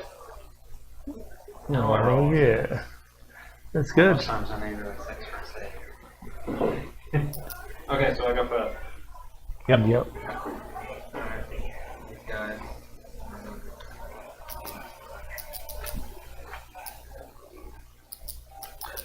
Oh yeah.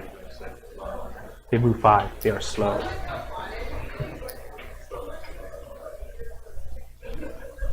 They are such slog.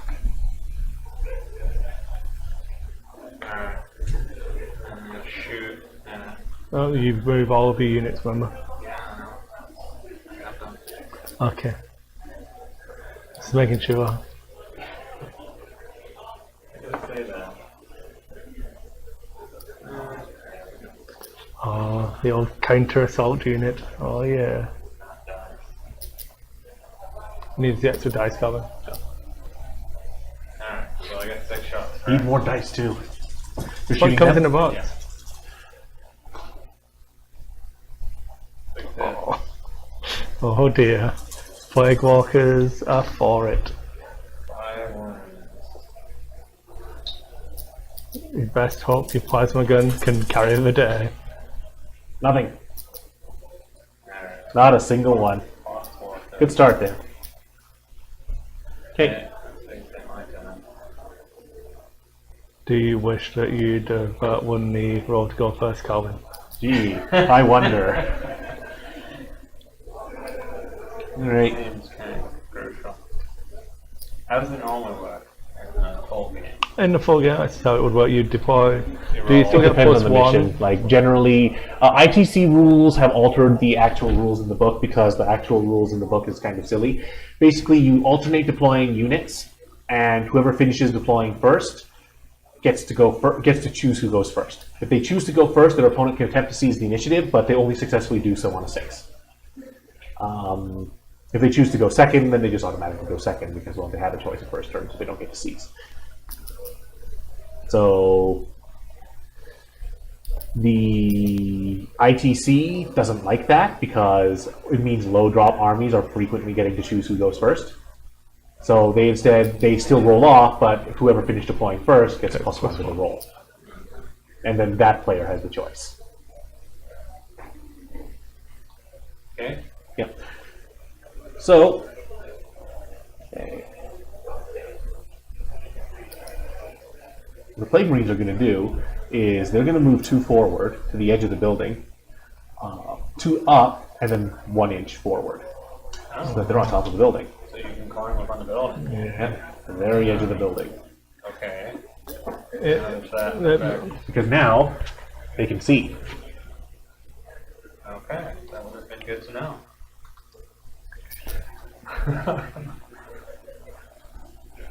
Surprise! Well, you killed 5 Poxwalkers, so seems fair.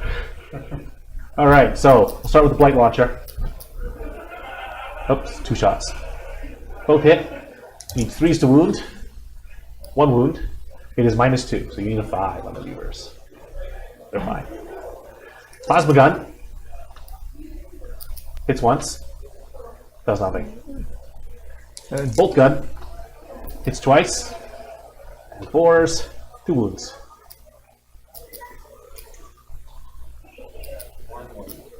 Yay. So we remember that the Reavers have taken a wound. Yep.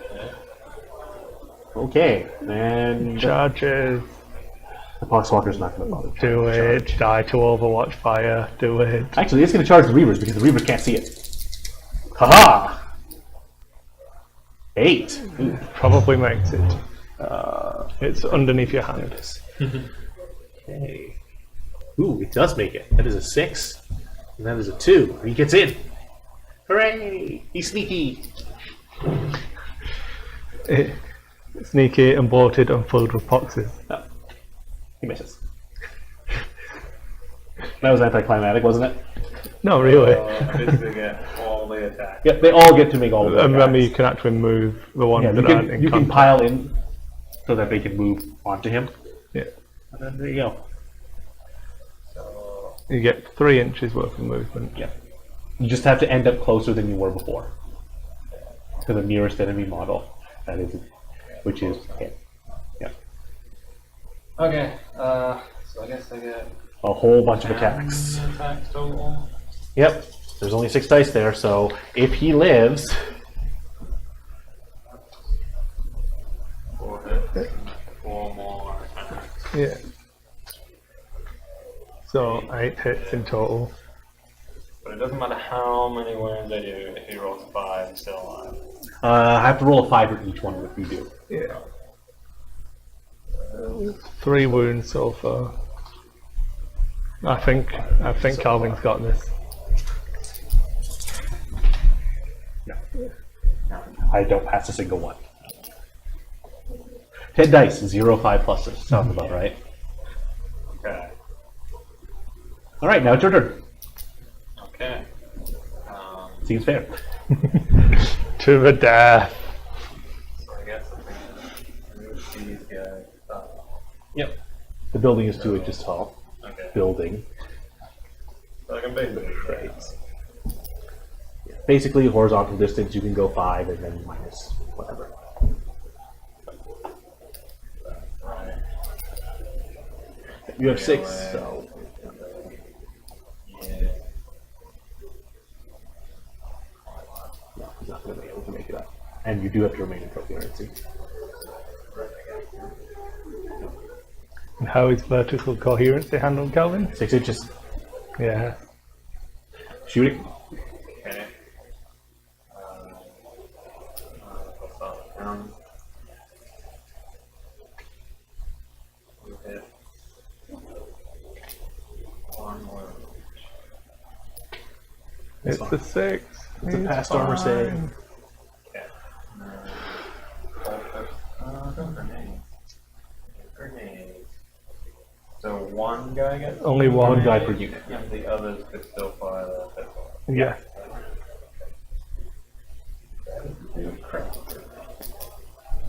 Depends if you hit or not. Well, I'll try a crack grenade. Okay, so 2 bolt pistols.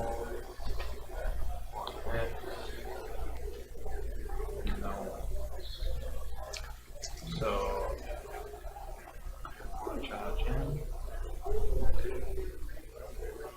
So the differences here would be that charging would give him Overwatch Fire and expose you to the Power Fist, but is the Power Fist better than Plasma Gun blight launcher and then getting charged. Yep. Alright, go again. All right. Overwatch. So what you can I go through this to make sure I get it right? Sure. So you can declare the charge with the Inceptors first, and then he gets to declare Overwatch or not. So 8th edition, you can Overwatch any number of times. Alright, even if he makes contact. You cannot Overwatch when you're in contact, but you can Overwatch any number of times as long as they keep failing. Okay, so if he I makes... could charge with these guys first, and then if he makes contact. Yeah, then those these guys can charge without. Okay, then let's do that. That makes All right. more sense. All Overwatch is resolved before the charge. So we'll start with the Blight light launcher. launcher. It won't hit. We'll start with the plasma gun. Nothing. And the bolt gun. Nothing. Okay. Yep. 6. You only need to get within 1 inch. So although you don't, you'd be just out on the 6. You don't actually need the full distance. So you just need to get within 1 inch. Although those guys are going to want to move up 2 and then 4 inches and be in coherency.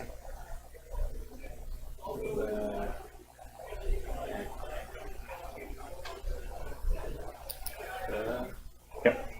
Okay. And then you just roll the charges for those guys because they're now engaged and cannot overwatch. And now you choose a unit to charge to fight.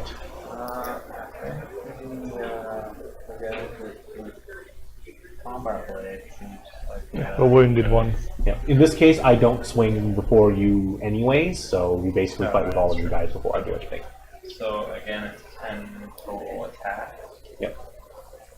Because I did no meaningful damage with shooting. 4 hits. For fast dice, a lot of people will just finish resolving the hits when they only have so many dice, Wow. but you're not doing that. 8 So, hits. 8 hits. Again, a little above average. 5, Yep.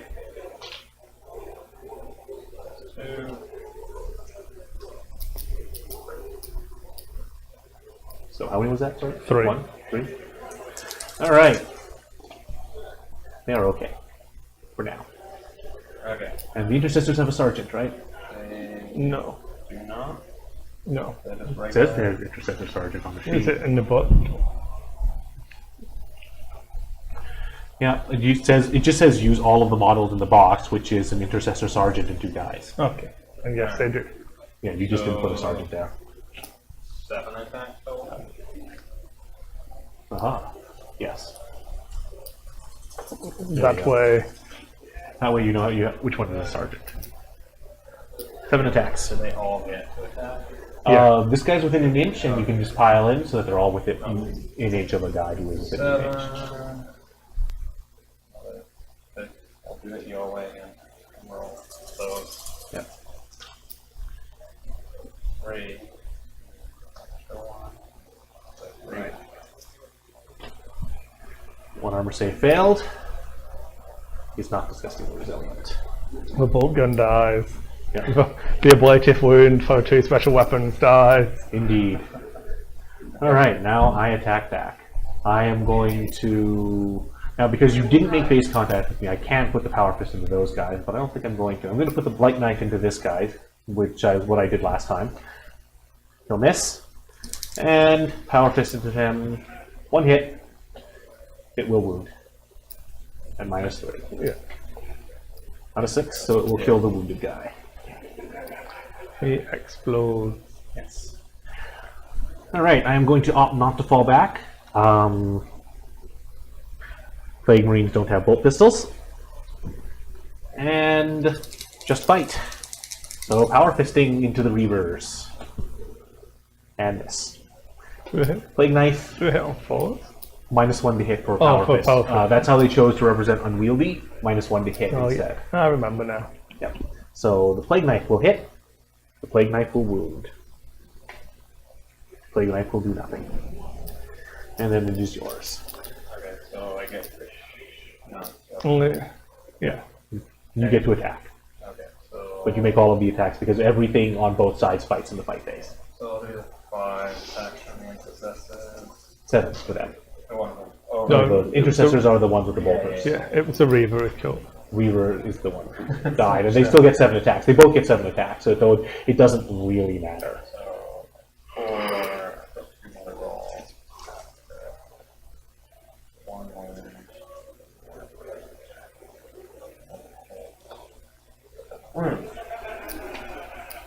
And it's fine. Okay, and then Reavers. Yeah, again, 7 because one guy is dead.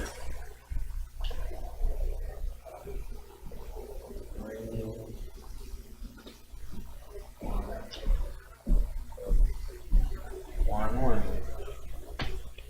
They'll save.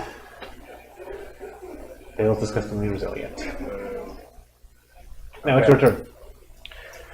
This unit is no longer within 1 inch. Do you want to do morale for this as well, just to go through what They the rules can't are? fail, anyways. Is it just so? Yeah. Because then when we cut the video, we'll have covered all the rules. It says don't use morale for the 4 introductory missions, anyways. Oh, okay. So Okay. Okay, so nothing then in no here has a longer relevant engaged. morale because 3 units of 3 with leadership 8 are never going to fail, and So the intercessors. the poxwalkers are immune. The intercessors cannot shoot. when- They cannot shoot because they're no longer within an inch of an enemy. So they can charge that enemy now. So both of your units will get to fight first. I just decided to keep the power fist because it's still better. It's still Yeah. better than the Yeah. You can potentially Yeah. kill a squad. Yes. Intercessor. Yep. 4. For the record, this is generally what it is to be a chaos player. Something's going to shit on you. Often it's GW. Oh dear. 3.5 lash whips.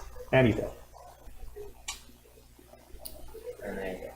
There you go. See, Primaris Marines are awesome. Everyone should buy them.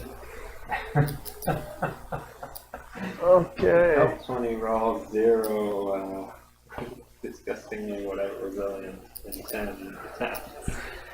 I mean, I think the Foxtrot is really terrible anyway, but like, I guess they can tie me up. Yeah. In case it's not obvious from the start, an intercessor squad at full strength is 4 power, I think. Or no, does it say 3 in this, on this card? Oh no, this one. Yeah, okay. So these 3 strong squads are both 4 power. The Plague Marines are 4 power. The Foxwalkers are 2. Yeah. So I think the GW knows that are at a disadvantage. it's all about the special weapons on the Plague Marines. Yep. If a plasma gun gets 2 hits and 2 wounds on a squad in 1 turn, it's really swingy. I could never risk the overcharge. No. But, I mean, ultimately. Do you want to talk about the overcharge for a plasma gun? Yeah. Plasma weapons in this edition no longer just kill you on a hit roll of 1. Now, the way they used to, force you to make a save. Yeah. Now how it works is they have a supercharged version, which is usually plus a point of strength and plus a point of damage, but if you get a hit roll of 1, you die. You just straight up die. No save. No matter how many wounds you have. Is it 1 die that you're attacking with that? 2. Okay, It's still rapid fire 1, it's just that it is... So, you go for that and you roll for 1, you die. Yes. You don't even get a save. so if you've got But it is now optional. if you've got Grandmaster Azrael, who has the Lion's Breath, His gun might be different because a lot of characters... Oh, he doesn't? Okay. Because some characters do have different plasma weapons that only inflict a mortal wound on them. Karn, even though he ripped the safety off of his plasma pistol and can only fire overcharged, he only suffers a mortal wound when he rolls a hit roll of 1. yeah. Okay. So, what were your thoughts? Being that you're not really, I suppose, an X-Wing miniatures gamer, but not a big... That was kind of a hybrid board game I think miniatures. obviously this box is designed for people pretty much brand new and introduce all the core things step by step. Yeah. Now, even though it's 25 years since I've played any GW game, I still know, I understand weapon skill, ballistic skill, strength, toughness, Yeah. attacks, wounds, whatever, right? And movement. Obviously, there's some changes compared to previous things, advancing and charging and that kind of Advancing stuff, is the old but run. ultimately, like, this is not unfamiliar to me. Yeah. So, but if someone else is in the same position, it's still good to get this, and then you learn what the differences are, and it still gets you, step by step through the basics. Yeah. I mean, in terms of kind of learning how to play well, I don't think it's going to do that, but that's not really the idea. You're just trying to learn how to play, Yeah. and it's intentionally unbalanced in the missions. Yeah. But Many players never learn to play well. but like that, yeah. This is, I think, a good thing for someone who's either not played for a long time or It's completely new to the is game. completely new to just go like, okay, how do these things work? Yeah, if you consider a different entry level, so obviously this box that we've just played Yeah. through tonight is 50 Canadian dollars. The next one up will be the No No Fear, which is $100, and then the Dark Imperium box is 190. So I think at that price point, I think it's a really good entry level. I don't know your thoughts there, Calvin? It's worth commenting that the First Strike miniatures are unique, Yeah. and the No Fear box actually contains most, but not all, of the same miniatures as the Dark Imperium box. Yeah. But You're they are missing, actually you're same missing the similar characters. species. Yeah. Not all of them, but some of them. Yeah. You're missing a couple of Plague Marines, you're missing a character or two on each side, and you're missing a squad of Intercessors as well, I believe. Yeah. So one concern I would have about this box is obviously the number of models you get in the units. Yeah. They're Nothing not- here is a full size. Yeah, they're not usable as is. The Nurgle side, I think, comes out better because they generally, Chaos has got a better variation in numbers. For a Marine player, I always find that it's either 5 or 10. That's because I'm a traditionalist. There's very little reason to take them anything other than 5s or 10s. Yeah. But with the But there's that magazine, also for yeah. most other stuff. Yeah, the magazine that has like a single model in it as well, and they do have the little expansion packs that bolster the numbers to the correct playable amount. Well, those 20 packs of thing, those like $20 playable boosters of 3 guys, those are the exact same guys in First Strike, and there's to buy them separately is $20 a piece. So if you're going to buy more than 2 of them, really, you might as well just get a Second First Strike, yeah. You'll get the same miniatures, but you will And you get more pay- scenery. Yes, you can get a second box of terrainness. All terrain boxes. I really like that. I do think it's clever. Like, using the box as terrain is clever. Yeah. Like, when I first saw the product, I'm like, how are they going to pull that off? And it's like, oh, it's a box. Yeah. Clever. Clever, clever. So the miniatures you get in it, are they something that someone who's playing properly would use potentially? So These things, yes, and they're no. actually pretty good in terms of quality. Like, the scalps are not bad. Like, they're pretty much undistinguishable from... For the Plague Marine typical. side, you get the weapon options that don't come in the Dark Imperium box. The Blight Launcher doesn't exist anywhere else. Yeah. The rumor is that it will probably be in a multi-part Yeah. Plague When Marine they plastic kit. when they eventually do that, it should be. And we have seen models in the Death Guard preview video that aren't in Dark Imperium, so the belief is that one must be coming. Yeah. And then I would say the benefit of getting this box is, as Calvin says, he has alternate sculpts. If you build the Dark Imperium box, which is 2 squads, the only variation you have is which way the head is facing on each model. You can put it at a 45-degree angle to the left or right. Yeah, That's for one it. of the Intercessor squads. That's Yeah, so that's the only variation you have. So I personally would get it to put a bit of variety into models. Yep. One of these guys is holding a bolter straight up and looking at an Auspex, which is not something any of the Intercessors in Dark Imperium are doing. So there's definitely reasons to get it, even if you are familiar with the game, and the price point is right. I think the Reavers can essentially be a throwaway. Yeah. And they kind of probably will be because there is a box of Reavers coming out that is 10. For like $60 for 10. Yeah. But then when you look at the price point, I think for 6 Poxwalkers and 3 Plague Marines, I think it's worth it. Yeah. That's what I meant. The Reavers are basically throwaway. Everything else, you're willing to take that, basically. Yeah. Because there's a new Reaver box. I mean, these Reaver models are not terrible, and if you want to run some strange-sized units because you're just filling out those last few points, you might as well. Yeah. Get 6 dice. And you get 6 dice. So And the unit cards. Box! the unit cards, are they something that is going to be in other boxes that people... I believe they are available at the same time as the codex for the Space Marine one, so will be a pack. I believe they're the different data size. card pack is not any data sheets. It is mostly the stuff like the tactical objectives and the psychic powers. Alright, so are not these cards yet? No, they don't have that. Sigmar has started doing that, Yeah. but 40k has yet to follow suit, is my understanding. I'm sure it will happen eventually. So, did you want to talk about the Space Marine Codex for a little while, and then we'll wrap it up early? Because I don't think it's we're not worth going to doing get a chance to actually do a proper game. And we can like do this. what Yeah. we'll do rather than doing a Dark Imperium box. Next time, do a 40k show. We'll just do a build up and do your own army type thing, and have a feature a full size game. And I can show off some shiny stuff. They're Alpha Legion, they're shiny and blue. Alright, back to this camera. Yeah, we're talking over here. If there's anything you want to specifically show on that camera, let me know. But Sure. I think This is just another like hardback book. Like any Space Marine player has a bunch of these by this point. Because the one thing about playing Loyalist Space Marines, you are almost guaranteed to always get a Codex update every edition. Whereas sometimes the Chaos first. will languish several editions. Not always the first. In 6th edition, Chaos Space Marines got the first book, and it ended up being shit.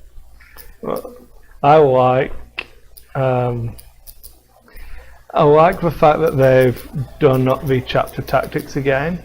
Yep. Chapter tactics has always been what makes the different chapters interesting, because GW has always talked a big game about how, all of these chapters are so different, their ways of war are so varied. The Ultramarines that you see here, they are precise and disciplined, whereas the White Scars are wild and fast-moving, and the Space Wolves are, a bunch of deviant mutant furries. So what about the Guess which chapter I don't like? Oh, and the Dark Angels, they're all traitors. only 2 Luther? The Raven Guard. Yeah. What do you think of the chapter tactic?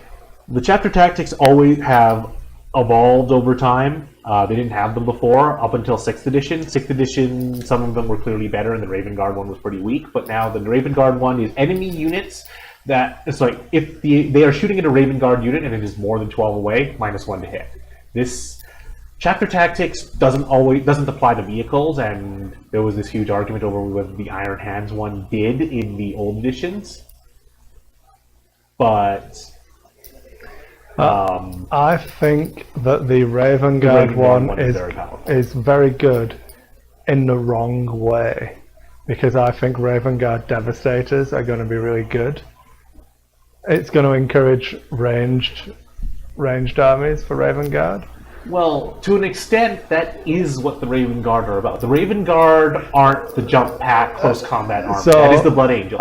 The Raven Guard What I think happens are now, the ambush predators. Yes, but so my point would be that the Raven Guard now do Imperial Fists better than Imperial Fists do Imperial Fists.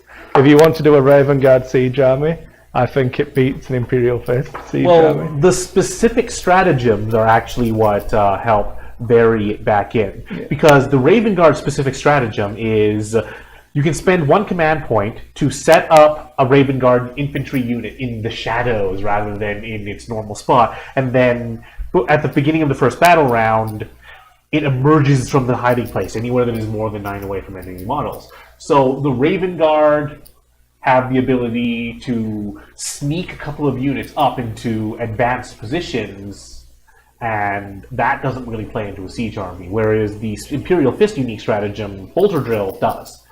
Bolter Drill is whenever you spend 1 command point right before you make a shooting attack.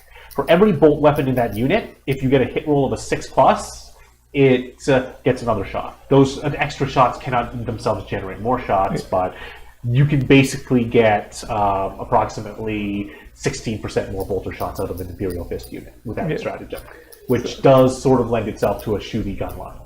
So whereas the Raven Guard one, they want to sneak stuff up on you and charge you and ambush you up close. Are there any units that you've seen that you wanted to chat about? It's mostly new models, and they basically finished out the Primaris set of command by saying, "Hey, look, the chaplain and the apothecary. The rules are already in here." I'm trying to find a picture of a chaplain. I think it's been seen online, but I really like the chaplain model. It's on Warhammer community as well. They have posted the official preview for it, so the model is definitely known. In my opinion, like I like it. Good shot. Yeah, it's good. I am not a fan of the chaplain, honestly, because his Crozius does not look at all impressive. It's basically just a skull on a stick. Whereas most chaplains are running around with much more impressive Crozius Arcanums and clubbing people with them. Like, I mean, look at Cremaldus's Crozius. That thing looks like it's going to do some damage when a Space Marine smacks you with it. You've got to, if you buy him, you have to deal with the servitor carrying a brick around. Yeah. And you don't have to take the servitors. But the point is, other chaplains just have better looking Crozius weapons. Crozier. Like, the one that they gave to this chaplain just is not at all impressive. It doesn't even really look like a Crozius. And then it's like, well, sure, it may be perfectly efficient as a weapon. It doesn't look like a Crozius. I don't care. I like it. Yeah. If I were to obtain one, I would probably end up just chopping the end off of that and giving him a proper Crozius. But I am unlikely to do that because the model is just like I like the hood, I like the robes. I'm not so sure about the pistol and the weapon. I have to convert it because it looks like shit to me. I really like The it. apothecary I love, though. I really like the apothecary. I think we already showed it, but we'll do it again. I like the apothecary. I'm going to replace his head with a helmet because, apothecary better than anyone else knows the danger of head wounds. Everyone should always wear the helmet all the time.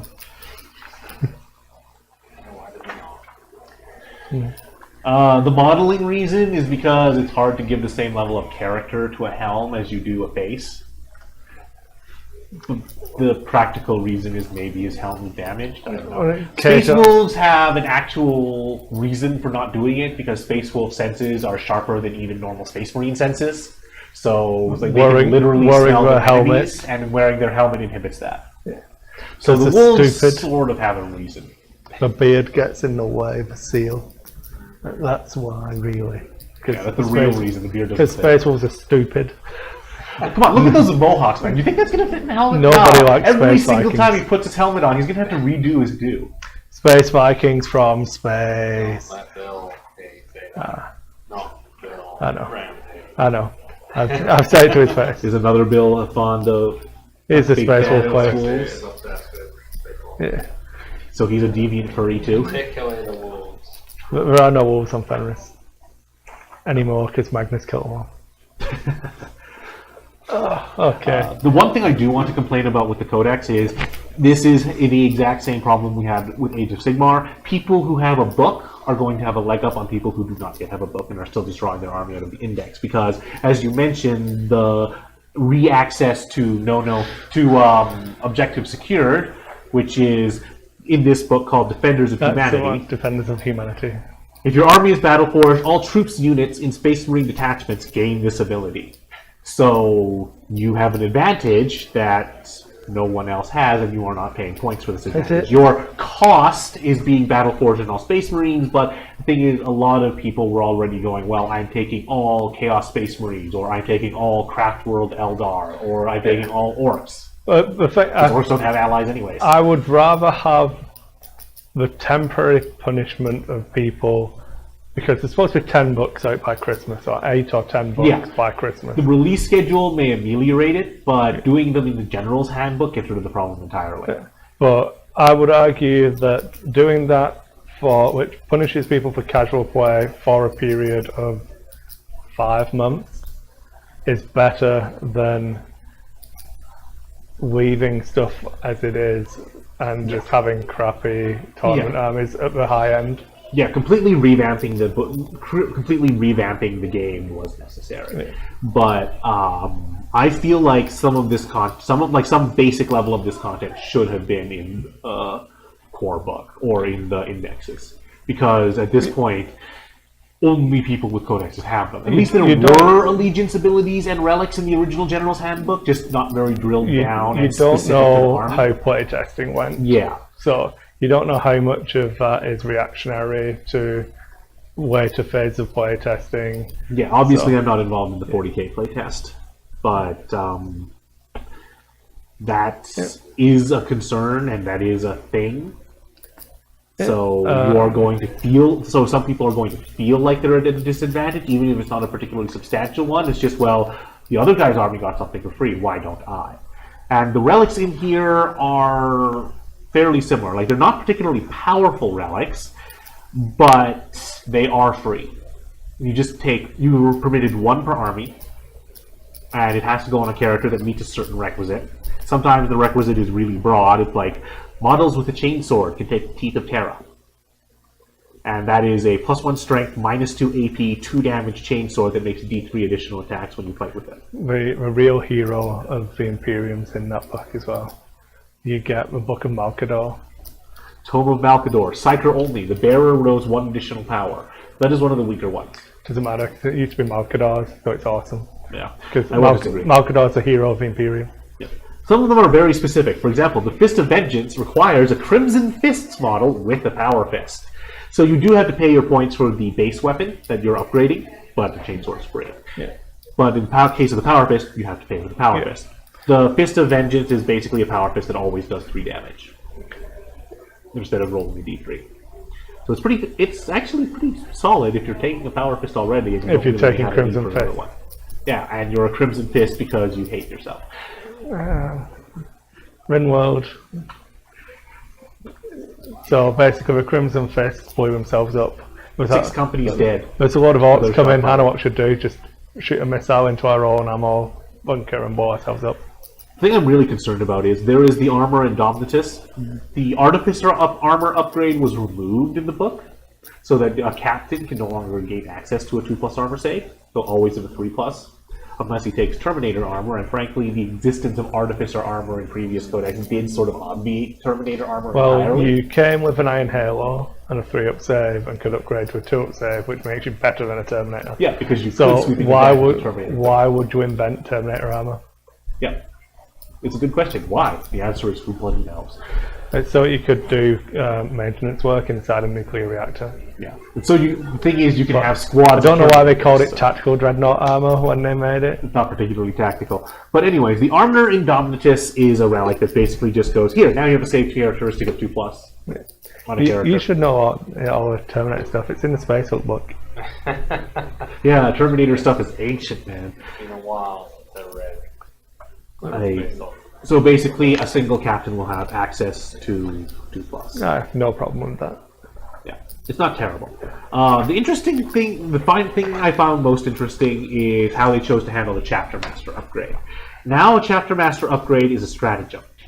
Basically, you pay 3 command points, choose a captain, and he becomes a Chapter Master, and rather than the chapter rights of battle and allowing you to reroll 1s, you get the Chapter Master ability, which allows you to reroll any failed hit rolls in the same radius. So basically, you can use 3 command points to upgrade your captain into a Chapter Master and get better rerolls. So does that mean Synergy go? Does that mean that Pedro Cantor is a captain in the book, or is He is a Chapter Master base. So all of the named characters are still the correct? all of the Chapter Masters that are all of the characters that are actually Chapter Masters have the Chapter Master rule. Shrike has the Chapter Master rule because after Shadow Sun ganked the previous Raven Guard chapter master, he got the promotion. Okay, I feel like probably Kato Zacharias should be dead because Gulliman would have swept him away by now. Sicarius? No, Gilliman likes Sicarius. He promoted him to the Victrix Guard, which he's ferrying about with him as he goes on his crusade. Nobody likes Kato Zacharias. No, nobody likes him. He's kind of a dick. But he has a model, so of course he had to get attention in Gathering Storm. Uriel Ventress, who, you'd think would be Gilliman's best buddy, because, he basically exemplifies old school, he knew his dad. Ultramarines. Yeah. No one knows who Uriel Ventress is anymore. Yeah, because how long has it been since Matt McNeil Nightbringer wrote one of those Ultramarines books? Long enough. So what happens is a AN random space marine comes into contact with a god and goes, yeah, alright, I'll fight you. They have a bit of a go and then just walks away, it's fine. Nothing bad ever happens to Kato Zacharias. No, Uriel Ventress. Yeah, Ventress got sent on a death oath for violating the Codex Astartes, which, as it turns out, Gilliman would have been okay with. Yeah, well. Okay, I think we could probably move on. So what we will be doing is editing this down into more of a tutorial video and putting that on YouTube. So as part of that video, we will be giving away the box we used. So if you are watching it live, make sure you check. I'm going to say next Friday because I'm a bit behind because I've been working too much. Stupid work, giving me money to buy food. Worry. We'll remind you next week. Yeah. So I will make sure that video is ready to get posted, even if the actual episode isn't. And we will give this book away as part of that video. So instructions will be in the description and at some point on that video. And yeah, I think we will. Basically. A map, a box, a little 6-inch range ruler, but miniatures and miniatures. The miniatures are entirely different. So it's basically a brand new box. Yeah. And yeah, it makes it more valuable. It makes it more in You demand. want something that Greg has fondled, like the video. And if you like, you could be from Taiwan, and we'll have to ship it there. So make your money on postage. But now make sure you check out our YouTube channel. It is Sentry Box, not Sentry Box Events anymore. Make sure you go to a correct channel. It will be obviously showing the video on our Facebook page, so if you follow us on Facebook, you will see it. And yeah, next week we are doing More board games. well, back to board games. Dice Forge Yeah. and Frog Riders. Time permitting, I might bring something else, but we'll see. Yeah. I kind of thought last week it was going to be quicker than it was, so depends who we have. Yeah. How much deliberation? The week At least Ian after, doesn't play board games. the week after is X-Wing, Yeah. because that's the Friday before Star Championship. Champs. And who's playing in Star Championships? I am correct. You are. Yeah. This guy! Because I played in Star Championships Yeah. last week Yeah, I saw that and game. did not do well. Well, you did barrel roll went forward two. and eat 2 cruise missiles, so you really only have yourself to blame. Yeah. Barrel rolled into range when I knew if I barrel rolled backwards I'm out of range. I thought I might. If I barrel rolled forwards and he didn't go all out, I'm fine. If I barrel roll backwards, it doesn't matter what he does, I'm fine. So obviously I went forwards. Obviously. Yeah. And then you lost the game. And then I lost the game. But I did run a fire spray, so it's all good. And you do at least get the little bit of placation that at least he didn't win. I would have rather Patrick win. Because then I could have only lost. Sorry, no, I lost to Ian as well. But Patrick always has to come second. He didn't even come second. No? No. I believe he was. He only lost to the winner. Okay. I guess it wasn't like a final. No, it wasn't a final. It was a standard Swiss, so with 13 people, so he didn't end up coming in second after all I was said and finished done. 9th because I let Aaron have a take back on one of his dials. He said it spanned when he flipped it over. So I was like, okay, change it. And that ship cost me the MLV that would have put me in the top half. So you didn't even get the range ruler? Top 8. Yeah, I got top 9 by 4 MLV, and I gave up half points on the fire. I gave up full points on the fire spray instead of half. Oops. Wow. Oh, that's fine. I'd rather lose like that. Well, I still won the game, but I'd rather play that way than the other way. Yeah, fair enough. Well, as the organizer of Power Store Champs, you get to decide how to Allocate prizing. allocate All for things crit. between you, Calvin, and Bill. Because Bill and I are both playing, but he's going to be the marshal, and then there's going to be the backup judge. Whereas I will be participating in our live stream and not opting in because I got my top 4 and got my short range rulers already, so I'm content. And I have no desire to participate in any more short games because I am bored of the torpedoes already. Yay. So that's it. We were going to plan the next batch of shows today, but we didn't because I didn't come in early enough. Well, in fact, I sat around doing all of this and then not using it.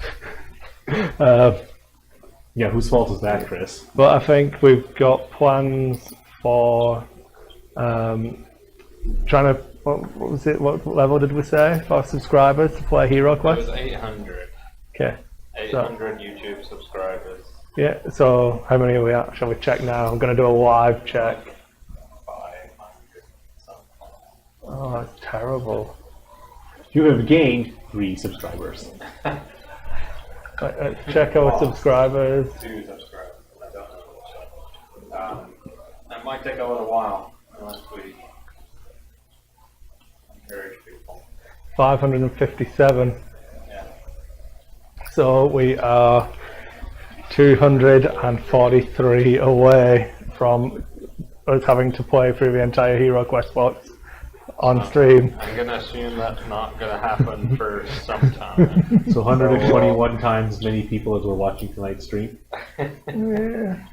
I don't know. I'm guessing we had 2 at some point.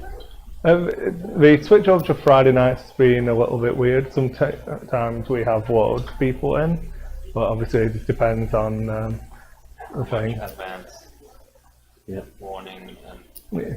promoting the game. Yeah. I think probably I'll do another board game one the week after the X-Wing. I was considering the one after that as Blood Bowl because we have the Blood Bowl tournament on Saturday. So that might tie in to that, but we'll post once we finalize. Yeah. Will you stream any of the games from the Blood Bowl? We're supposed to be doing a live stream for it. It depends on the setup because I'm still waiting for them to get back to me on how much actual work I need to do and if I can have a second person for commentary for Blood Bowl. Yeah. The answer is no. Okay, so I think we're going to finish the show 15 minutes early. 50. 10 past 8. Yeah. Oh, it says you won too quickly. You decimated him. You killed 10% of his force. Meaning I went too slowly so they couldn't fit and play it up. Yeah. We wasted all that effort carrying all this stuff down. Damn you, Chris. It's actually my fault for not opening this box yesterday and reading through the missions yesterday. Because had I done that, I would have probably just done our own intro game rather than playing through that. But I think there's benefits to having done it that way. Because that's more like a product review rather than just a demo game. Well, we didn't show up any of the models that are in there. Yeah. So. We should also go through how morale works, and I'll edit this bit back in. So yeah, so we didn't use morale in the Because morale was not actually relevant for any of the units that we were playing in this game. But how morale works is rather than having binary, you pass or you fail and then fall back and then try and run away and such that the old 40k editions have, it is a similar system so similar to Battleshock that I just refer to it as Battleshock when I'm playing because it is essentially the same thing. Yeah. The only difference is that it is called morale, and that the test you're testing on is not called bravery, it's called leadership. Those are the only material differences and how does it of work? any kind. How the mechanic works is, for any unit that has lost any models, you roll a d6 and add the number of models that has been lost. You subtract the leadership from that total, and that is how many, and the result is how many, if it is more than 0, is how many models you lose. Yeah. So, in the case of, you have 5 intercessors with a sergeant, being one of them. The sergeant is leadership 8. He's rather unlucky, and all 4 of his buddies die. So you roll a d6 and add 4, and that is the morale test. So on a 6, you have failed and he runs away. Yeah. On a 5, you have failed and he runs away. But Space Marines have And They Shall Know No Fear, which allows them a reroll. Rather than the old version of And They Shall Know No Fear interacting with the old version of morale test, Which where just Space cheats. Marines just didn't care. Well, They're like, Space Marines just cheat. the morale section of the rulebook is, as far as we are concerned, blank. It was more of the morale section of the rulebook is we get an extra move, we get a benefit of repositioning for failing a roll. Oh, awesome. Older I versions get to move and not count as having moved. Awesome. Well, in that edition, you could be stopped from regrouping by having enemies close to you. In later editions of the game, And They Shall Know No Fear was basically just, no, you auto regroup. It doesn't matter, because there was no more restriction for enemy units nearby. So it's just, oh, you failed. As soon as you are able to regroup, you regroup. And obviously, I just want to show off the actual rulebook. 24 pages long. This is one of the longer ones. Yeah. So that's like a full. The full rules for the game. The rules are not actually particularly long in this edition. Most of the complexity is coming from the codexes This is and the specific data sheets. This is the one that comes in the Dark Imperium box. Yeah. To some extent, some universal special rules being removed, I think, is stupid. Yeah. Because some universal special rules appear often enough that, you know what, you really should have just made one universal special rule for this and left it in. But the problem with universal special rules is that in 7th edition they were getting exceptionally bloated because they had a universal special rule for every bloody thing, even though very few things had that universal special rule. So they went from one extreme to the other. A universal rule that only one thing has. Or a couple of things. Yeah. Like, it's like, 3 factions have this universal special rule, each on maybe 1 or 2 units. And yet it has an entry in the rulebook. Nobody cares. But they've gone the opposite direction. 2 units can have the exact same ability, but it will be called something different. Because each of them will have it, except differently. Howling Banshees and Demonettes of Slanesh, in practice, have the exact same rule. They fight first in combat. Even if other things charge, they fight at the same time as those things get charged. And they fight before things that didn't charge. The exact same rule. In fact, all demons of Slanesh have that rule because it is the benefit of being a demon of Slanesh. But for them, it's called Quicksilver Swiftness, and for the Howling Banshees, it's called something I don't give a shit about because they're Eldar. A bit of a banshee rat. Okay, well, on that note, I think we'll end it there. And thanks for watching, everyone. We'll see you next week.